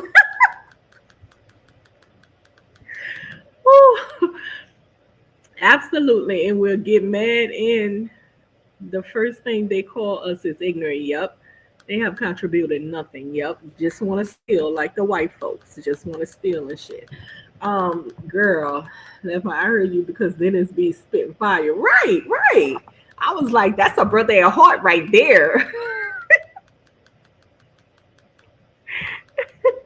I've never heard him say anything about Cuban anything. I've never heard him say anything about Cubans or anything. For me to even think that to second guess that he's not a he said he was a foundational Black American. Lisa, he said it. He said that out his mouth. Do they not know that it's tied to a link? Oh, okay, girl, I'm gonna have to take a break from this for like a few weeks because this is a little much. This much. Let me go into this video though. He isn't going to. They are scammers. We aren't used to that type of girl. Girl, I've been talking about that Marcus Garvey thing, all that. Girl, I just don't know how Black America, us ADOS FBA gonna. That's a damn shame. Listen, I didn't know about this video. I did not know that Africans are sitting over there letting these people fuck over their people like this. Girl, let me play some of this video right quick because this is crazy. Of Lagos. In 2023, they seized opioids worth more than $100 million. What? This year, all this is 225 tramadol. Which is illegal. Tramadol is a catch-all name to describe the range of opioids used as street drugs. It's estimated more than 4 million people in Nigeria are misusing some form of opioid. We're having a problem coming in from another country that has become a big menace in Nigeria. And which country is that? India. Yeah. In 2018, the government banned the sale of tramadol without prescription and cracked down on the import of illegal opioids. Since then, more and more are being smuggled across the borders. These shipments came in through Ghana, through the borders. They have been tracking him for 5 months. Would you say that the route between Ghana and Nigeria is becoming more popular in the last year or so? Definitely, it is. Tamale in northern Ghana has been hit hard by a recent rise in opioid use. Journalist Yaya Masahudu grew up here.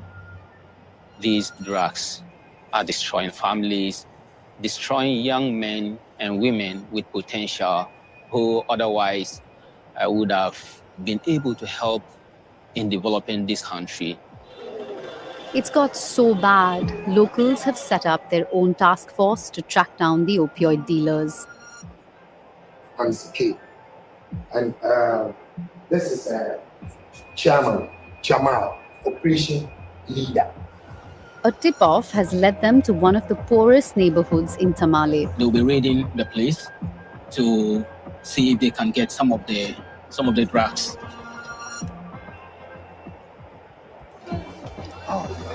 Let's go. What is happening right now is the task force is here to arrest the drug. And Africa is already dealing with too much to allow these people to bring drugs into their country and shove it onto their people. They already dealing with too much. Dealers is an addict who has taken the drugs.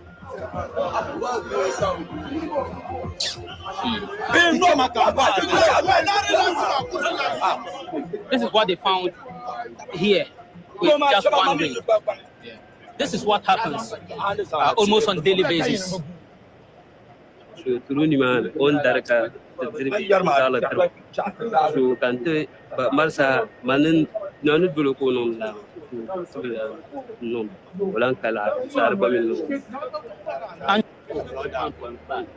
see how you disgrace yourself to this low? Look at kids are watching you. The man in yellow is just a small-time dealer. But who is at the top of this chain? These packets are all we have to go on. But they do offer some clues. When I put Tafrodol into a search engine, the top results shows that the brand name Tafrodol is registered to a company called Aveo Pharmaceuticals. When I look for Aveo, an undercover operative agreed to go to Aveo's factory. You can clear from your side. Every client working like this. Sharma doesn't flinch when the team tells him who they're planning to sell the opioids to. Do you have local market in the Nigeria? We can supply these materials. So we do. Look at that shit. He got Finally, I was faced face. Why he's saying it? to face, not with some local dealer or transnational smuggler, but actually one of the men at the root of Africa's opioid crisis. Catching market. Slowly. Okay. One of the men who actually makes this opioid and ships it into our countries by the container load. It's depressing watching some. Very sure that these guys are going to be friendly and whether they will allow us to. That evening, they gather in a local park to burn the drugs. Wow, I'm just flabbergasted by that. Like, where are the African leaders? Like, what the fuck? He's on camera. Got the nerves to come on camera and say what he's doing to your people in your country, and you don't do shit about that. They had a guy over in I think it was one of them Spanish South American countries. He said he got on camera and he with the nerve he said, "Listen here, y'all want to come to my country?" They have Asians go over there, whites, all kind of men for sex tourism. He said, "You want to come here and sleep with our little girls? Every time you come, you're gonna get deleted." He said that on camera, and I don't fucking disagree either. Because I'm going to tell you, if I was the leader of a nation, whoo, that shit right there, what I just saw, whoo, girl, let me read the comments because I'm going to wrap it up. Wow, that's the last thing Africa needs is to be dealing with that. They already in abject poverty. That's the last thing they need for somebody to come over there and push that on their people. Anyways, he isn't going They are scammers. We aren't used to that time. Girl, it's a trip. You came and busted a wide open. You like, girl, Chantel, he's not FBA, honey. He's Cuban. Stay prayed up indeed. Trump just cut off those food stamps, I heard, to the illegals. He just cut off assistance to the illegals. And he's going after the illegal children. They have 600 and something thousand illegal children registered in the system. So he say he's sending because they're not doing enough. They're not pulling enough of the illegals out. So they're going after the children, and likely they're gonna be able to make more arrests because the children is probably living with illegals. So they're going after the children now. So, girl, it's getting crazy. And if you cut their benefits off like food stamps or cash, that's what I was telling my son. I ain't about to walk no streets or nothing. We got a store right across the street. I ain't going out there at night like that. Shit, unless I'm strapped. Because people going, when survival mode kick in, it is what it is. They're gonna get it how they want to get it.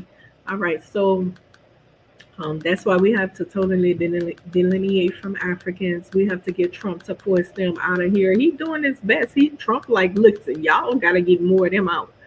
They have no allegiance. None of them try to help their people in their motherland. They don't have no choice but to now. Genesis got called out on Dinah's panel tonight. Oh, for real, girl? His cosplay days are closing in. Oh, girl, listen, I don't know what. We just talked about Dennis. He do the same thing. He claimed that he's FBA. Kyla claimed he's Black American. This is where he want America amongst wild, uncooked addicts. How did he get called out? Africans are the portrait of self-hatred. All the smoke they have for us in the home we built. Good, that's right. Yeah, girl, how did he get called out? Kyla's a little special. Not special, but special ed type. A guy told him he was not FBA. Or a guy told him he was FBA 80.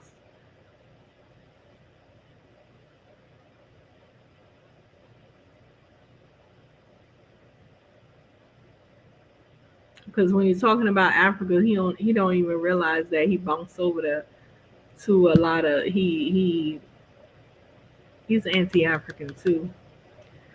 Vovo told him he was not FBA. Okay, then African told him. Okay, yeah. I mean, he has an interview out there with some channel, and he uses his real name. If people really want to go into finding out who he really is, it's out there because he put his real name out there. And people know how to, I'm not going to do that because I think that's kind of creepy crazy when it gets to that point.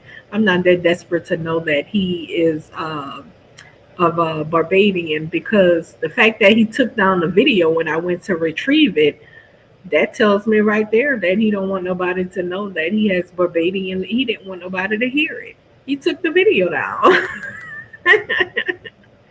Once you close out, tap on that video, you will enjoy it. I'm about to do that now. Girl, the African St. James say he had evidence to... Girl! Oh my gosh, I told you. I told him that. I said, your name is out there. If people want to look you up and shit, when you put your real name out there, people can always hunt your information down and investigate and see who you really are. And he hadn't already put his name out there because he did interviews and stuff. So why lie about who you are? He has to be like Bomanian. What's his friend name? Bomani. But Bomani says he Jamaican. Even though he born and raised in America, his origins are Jamaican. He's not afraid to say he's Jamaican. Why the fuck would you be afraid to say you're Jamaican? He's a Jamaican, but he doesn't have Jamaican culture because he was born and raised in America. I respect that about him. I respect that he expresses his real true origins, but yet he has American culture because he born and raised here, even though he don't feel Jamaican. I get it. Girl, the African Sanctuary, get off and go see it. Yeah, I'm about to now. Thank y'all for tuning in. See you next time. I'm gonna give you my new channel. I'm gonna come back on with the new channel the next time I come back on. I got it set up and everything like that. I want it to be a lot of ladies. So yeah. All right. Good night, y'all. Thank y'all for tuning in. Thank you, girl, for informing me.